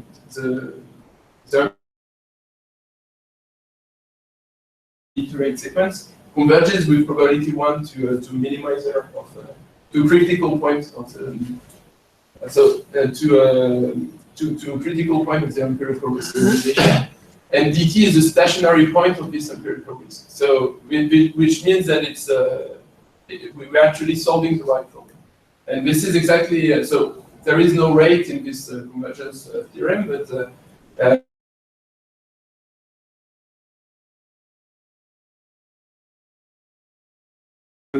so the idea of the proof is that we take the proofs of the original algorithm, and we show that we can actually introduce some noise in the surrogate estimation, so the majorization part, and we can also introduce some noise in the minimization part. So we only have to make it smaller and with some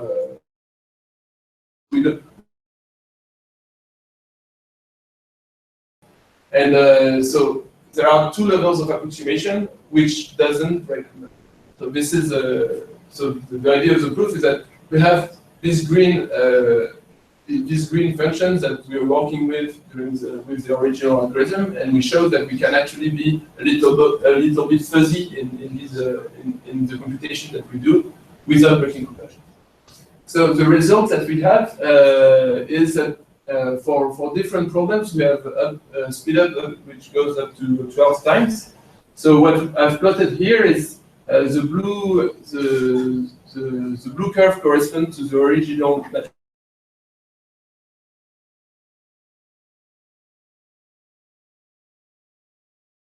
Sample version. And we see that when we increase the stochastic subsampling, we actually increase the convergence rate in terms of CPU time.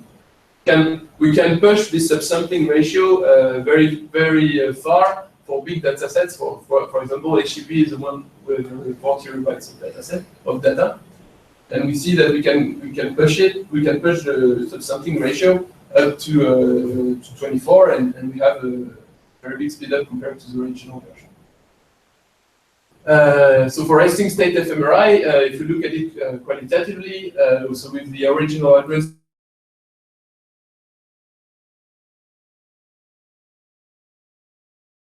the contours of the functional networks. After 10 hours, we already have some good-looking and usable sparse networks. We can also run this algorithm for collaborative filtering.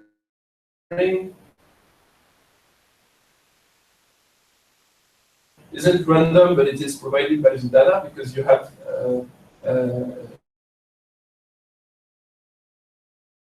of ratings for a bunch of movies, and so we can adapt the algorithm for low-rank matrix factorization with unseen data, and we have something that goes much faster than typically coordinate descent, which is one of the fastest way of solving this kind of problem.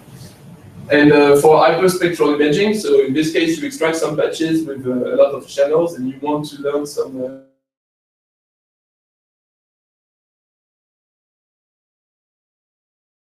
sparse linear combination. And if you use online matrix factorization with let's say 3 minutes time budget, you end up with very noisy patches. Whereas if you use our version with stochastic subsampling, you already have good-looking, well-defined patches. So in conclusion, we have a new efficient algorithm with many use cases. So it allows to do some matrix factorization over matrices of a very big size, and over matrices which are square, which are more or less square. So where the number of samples and the dimension of samples is very high. And we have a Python package to do it efficiently. And so there are a few perspectives for this one. So the problem is that we have this subsampling ratio, which is somehow parameters to set.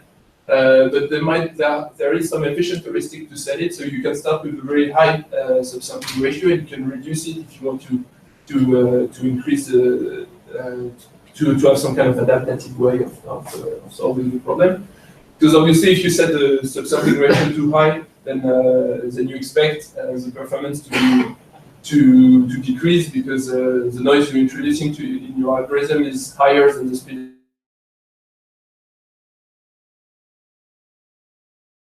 So in this case, we were looking at some stochastic majorization minimization algorithm, so which is some kind of cousin of the stochastic gradient descent algorithm. And this kind of approach is actually transposable to the stochastic gradient descent algorithm. So instead of doing some full gradient update, you can actually update only a fraction of your features, and you can expect to have some speed up over some problems.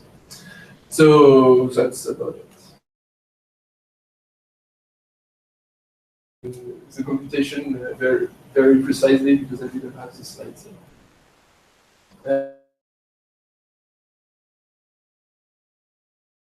Well, thank you again. Any questions for Arthur? I have one actually. Well, Romain, so you showed in your examples that even when you were reducing by 24 times, you still had the same limiting performance. Did you push that even beyond 24 to see if you break the... Yes, so actually I pushed it to 24 because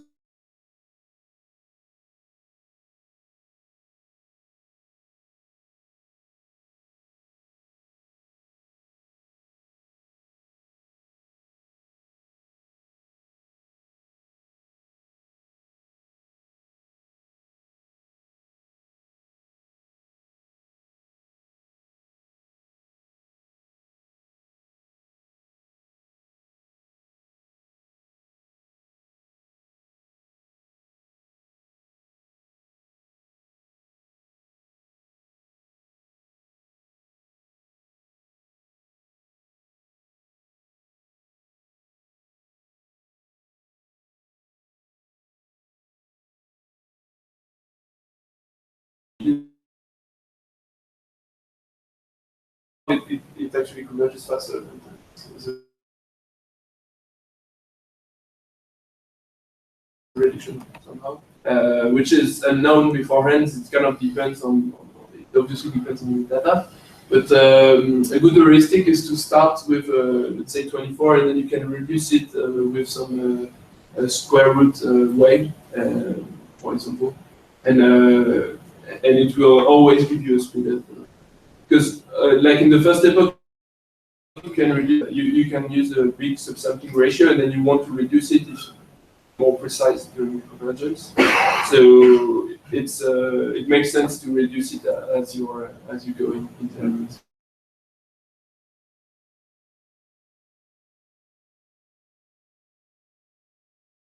I have a parameter, but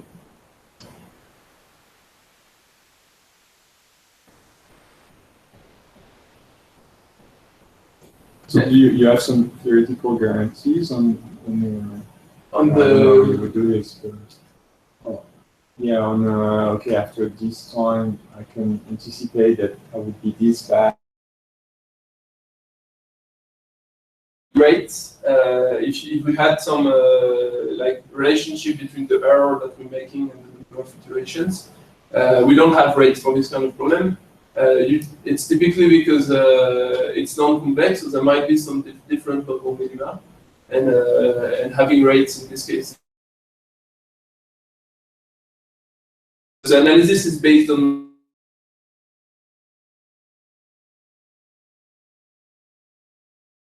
convergence. So that's why we did some big empirical study, because we have like the theorem of the convergence guarantees that we have are the same as for the original just for online matrix factorization. And so there is nothing that proves that we actually go faster.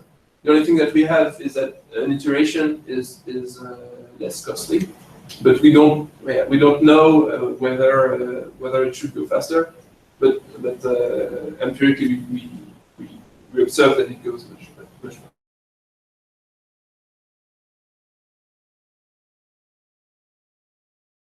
Have some rates for this kind.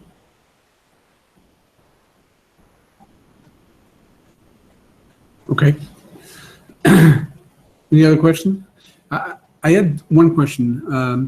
Do you feel somehow that you're choosing the subsampling as a strategy because you essentially have to avoid doing a random projection, for instance? I mean, doing a much more expensive type of approach. We use random subsampling because it's actually not expensive. Yeah. Okay.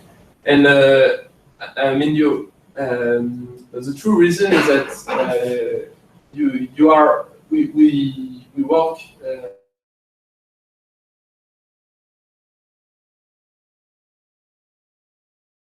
Space.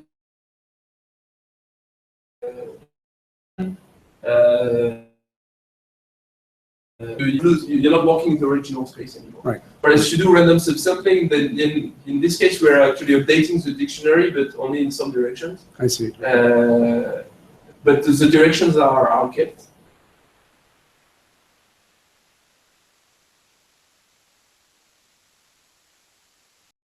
Working in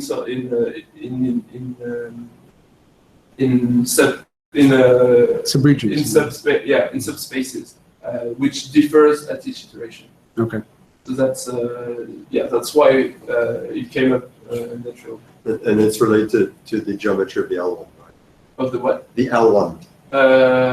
Yeah. So well, I didn't talk about it, but you see, there are some constraints usually that you put on your dictionary. So for usually.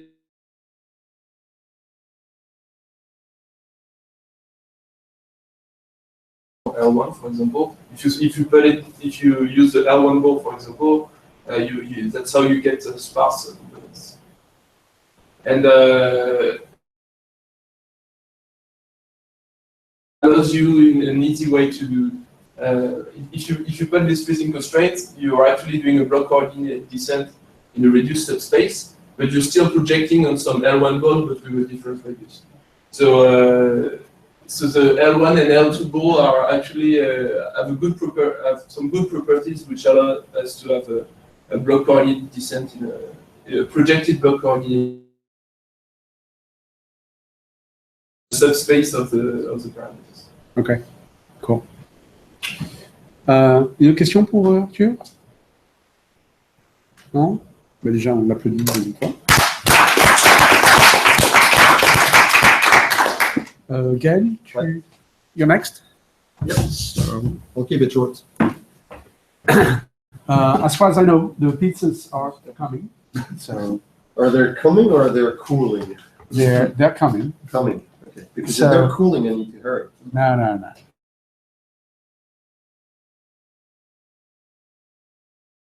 You guys, a bit before, a bit after, because we don't want to be in the way of your pizza, and I probably won't do a presentation at all because I think we're running out of time. Do you have enough? Can you get it? Yep. Have something?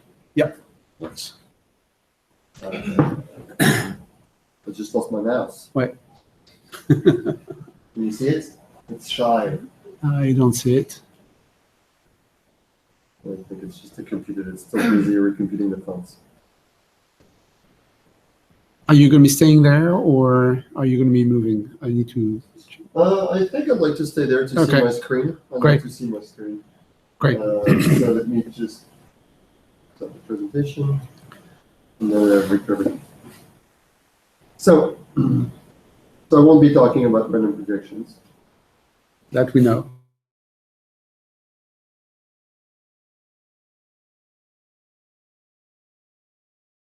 You're always welcome here. Okay, so I'll be talking about also fast approximations, which is kind of is really the case of approximating structured signals. And so really what I'll be looking at, I mean, we had a summary, I think it was in your slides, of like different ways of approximating signal.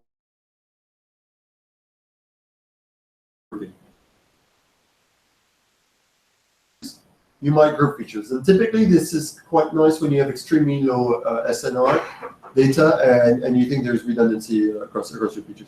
So I'll be in the first part, I'll be doing a small theoretical analysis.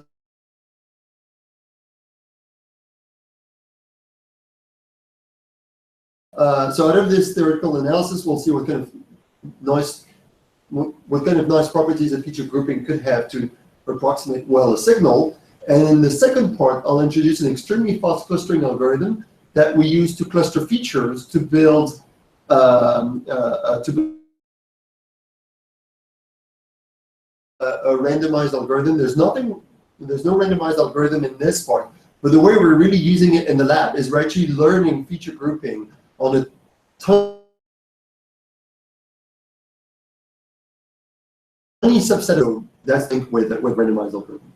So typically the picture that we could have, this is a very simple picture, but the picture that we could have is that one of our feature vector is a signal.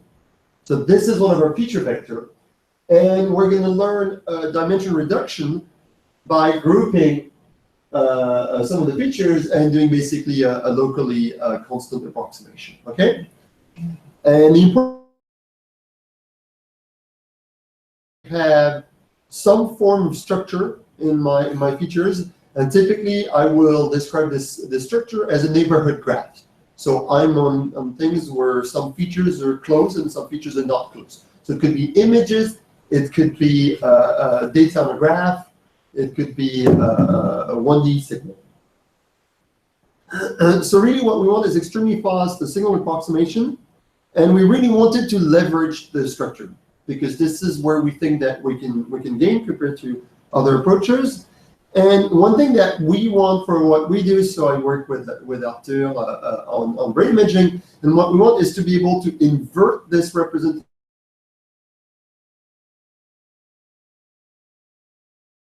So typically,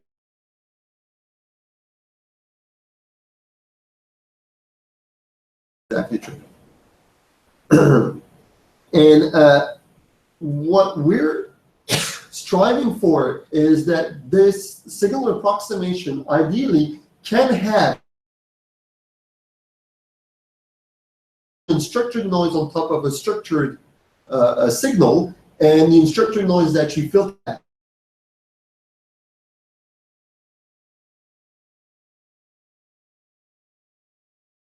That's really the setting we are in, and we believe that some people are in this setting. And the reason we believe that actually quite a few people are in this setting is that we've got increasing sensors, increasing sensor quality. What those increasing sensors are doing is they're basically resolving more finely data, and they're creating this kind of structure. So that's the case in MRI, which is the kind of signal we look at. So really, the formal setting is we have a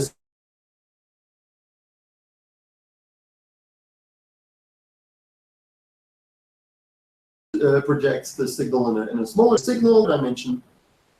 Kind of things that we might ask for this linear operator is to approximate well pairwise distances or approximate well a scatter product. So typically the kind of stuff that we get in random projections or kernel approximations. So as you all know, typical prior is random projection, but also if we have structured signal,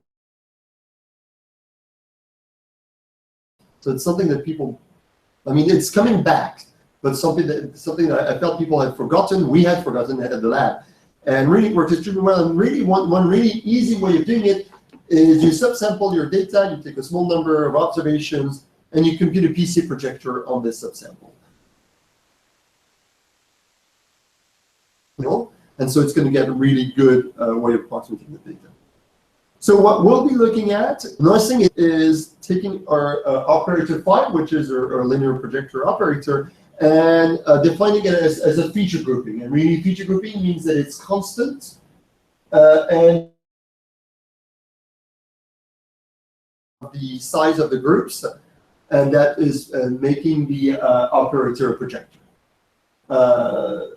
So that.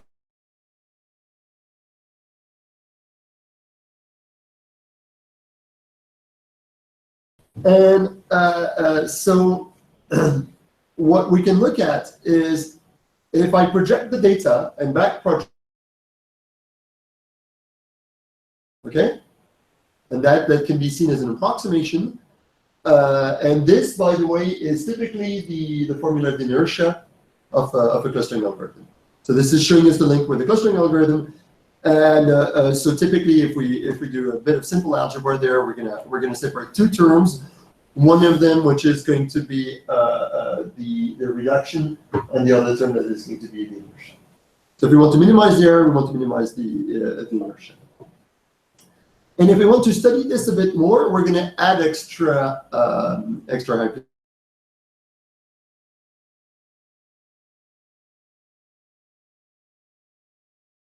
The graph, so the graph encompasses hypotheses or 1D signals, and we're going to say that it's smooth on this. As we said that with some form of Lipschitz constant. So if two features are distant of a certain distance, then the difference between the signal and those two features is bounded by a constant L. And so if we do this hypothesis, then we can do a little bit of algebra, and we can show that basically this bounds the approximation error. If so you can see here, you have a pointer and I can just jump.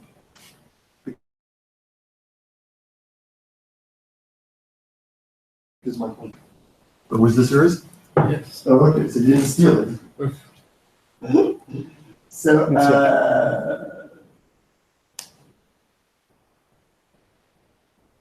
So what I can see basically is I can have here I'm doing an expression that is a bit similar like the one I'm sandwiching my norm, my approximate norm between the original norm and an error here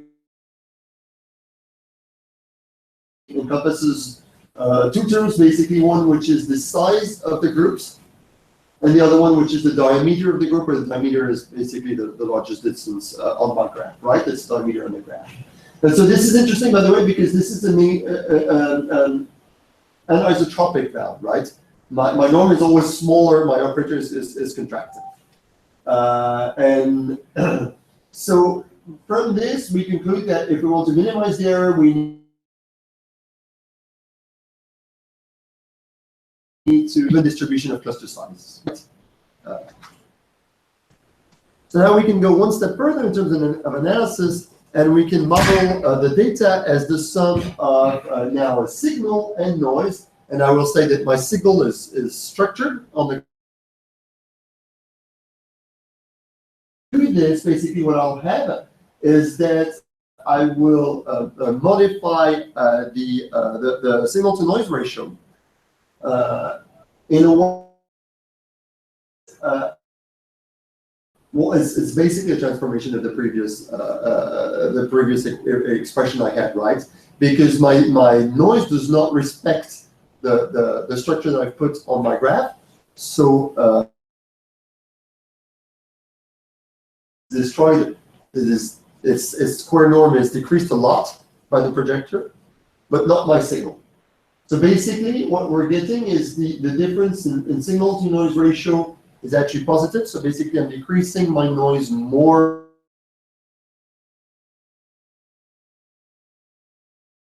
on my graph is smaller than this quantity. And so once again, we're seeing the same kind of stuff. We're seeing that we're looking at the sum of the cluster sizes times the diameters of the cluster. Okay, so this is looking at something like a distribution over my clusters of the cluster size. And by the way, is really what we're going to be looking at, and we're trying to optimize this. And so typically this is going to tell us, if we look at this and we think, okay, how do I make this thing as small as possible? It tells me that I need to have, ideally I need to have clusters that are as small as possible and groups that are, diameters that are small as possible, because I want to have a reduction in the cluster that is as small as possible. That means I have no clustering. It's going to imply that I need to have very evenly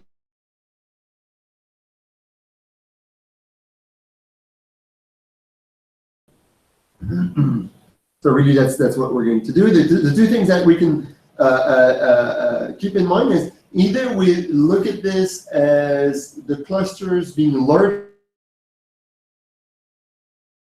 and we're going to try to minimize the inertia of those clusters, or we're looking at these as clusters that are pre-specified, in which case we typically want to have small criticisms of the distribution of group sizes. And this typically is going to minimize an error on the train set, but not on the test set. Okay, and I will be in settings where I want to minimize the error on the test set. Okay, and but because the train is not train set and test set, and this is why we're going to turn to cluster algorithms. And so for this work, we contributed a specific clustering algorithm.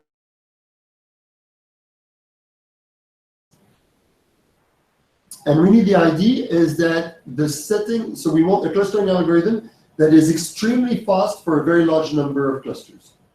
Okay, because we want to reduce the data, but typically we're looking at a few 100,000 features. We want clustering that is going to scale extremely fast to tens of thousands of clusters. We wanted to minimize the inertia based on the analysis previously. We wanted to have a well-behaved cluster size distribution. Okay.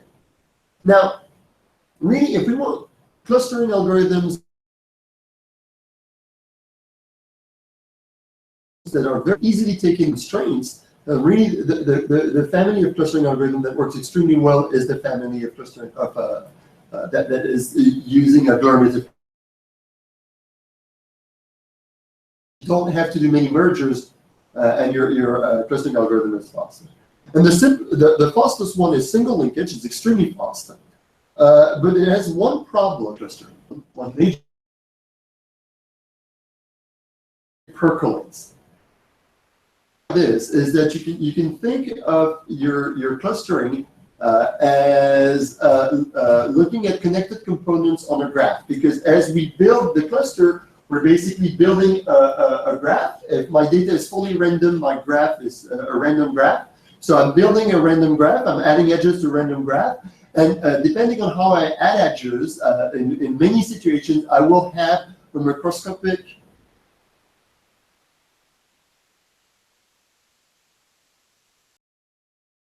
in physics, find it extremely fast. Oh, yeah, this is not clicking, of course. So, and it's so you can in hierarchical clustering, the way you find this is you get better merging criteria, and typically get a non-local merging criteria. So the single linkage is a very local merging criteria. That's the reason why it's extremely fast. That's also the reason it clusters, it percolates. So typically, that's an example that's actually taken from the scikit-learn documentation, where we showed that word clustering, which minimizes the global inertia, actually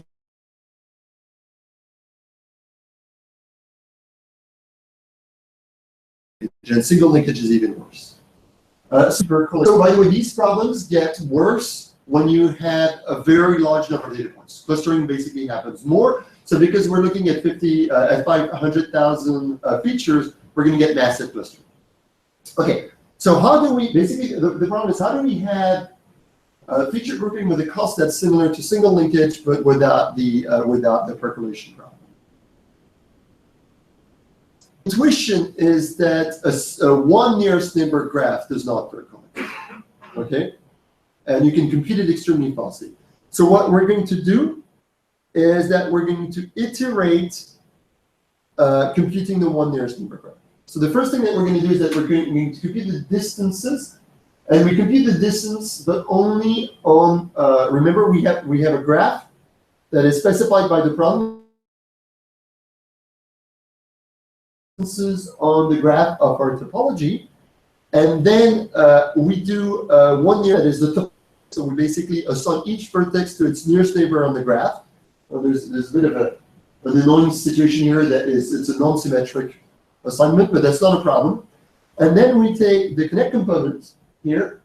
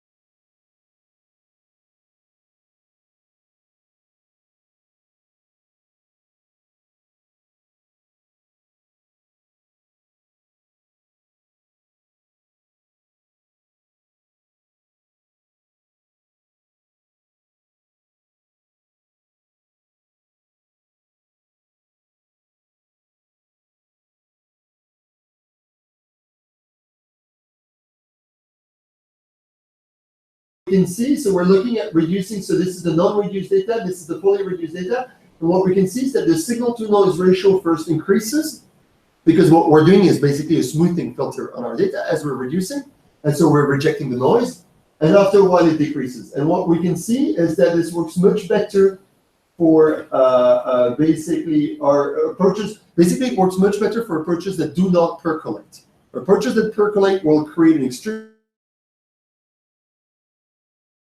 the cluster size, and this will, as we saw in analysis before, this will completely break any kind of approximation. And this is the computation time, by the way, so we can see that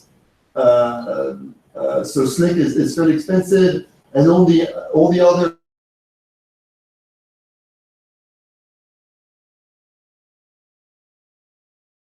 see here with the average linkage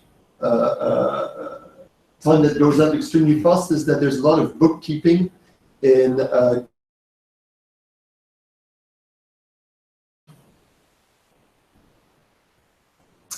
and the last thing that I want to show on this simulation is the size of the largest cluster. So this is basically percolation. And so what we can see is that single linkage percolates extremely fast. Average linkage percolates a bit smaller, complete linkage percolates less. And we typically percolate a bit less than, a bit more than ward or sludge. Okay?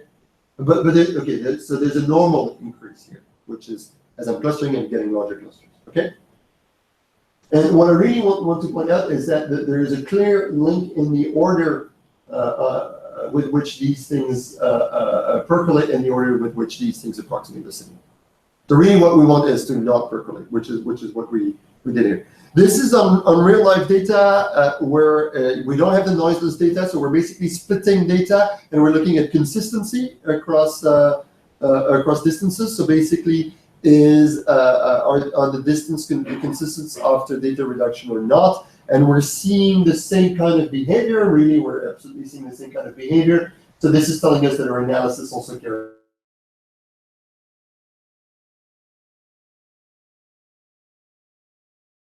signal approximation inside a supervised learning algorithm. So we're doing feature grouping, and then we're looking at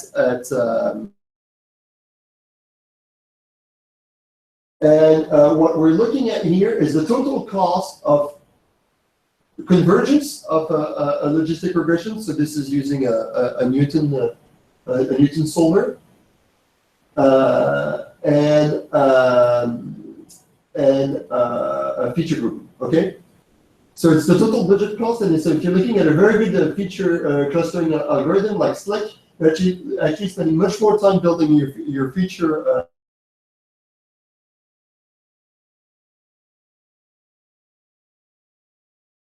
Was actually a gain in prediction performance compared to the raw approach, which is the purple one. Okay, so it's the denoising effect that we talked about, and because there were a lot of assumptions there that may or may not carry over to real data. What we've done is we've tried this on many different data sets. And here I'm really giving you a summary. That's a summary of what impact it had on the prediction accuracy. So what we're seeing is that RENA, so our approach, tends to improve in general, and approaches the prediction accuracy. It's because they basically lose the data. Seeing that our approach tends to be significantly faster than other approaches, aside from like random projections, Nystrom, and downsampling. And by the way,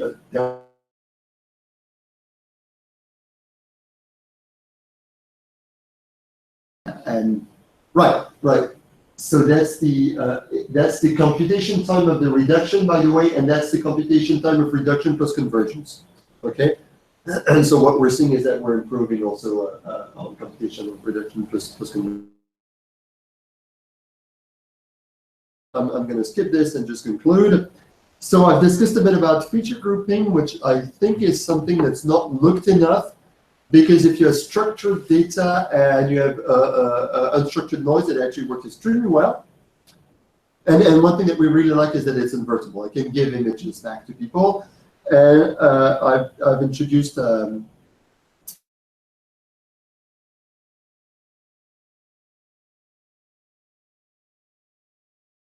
in practice, what we find is that on our data sets, we speed up a statistical analysis by typically a factor of 20. There are more results in the paper if you're interested. And I've spoke way too long. You should have stopped me. Well, you're stopped. Thank you.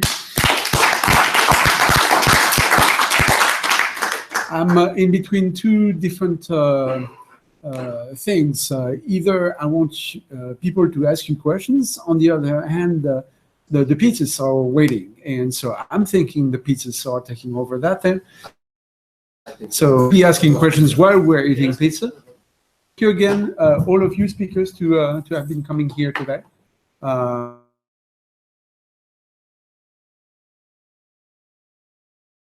Projections or randomized algorithm. So please come back, or at least check us out through videos we're going to be putting out. Thank you again for coming in, and see you next time.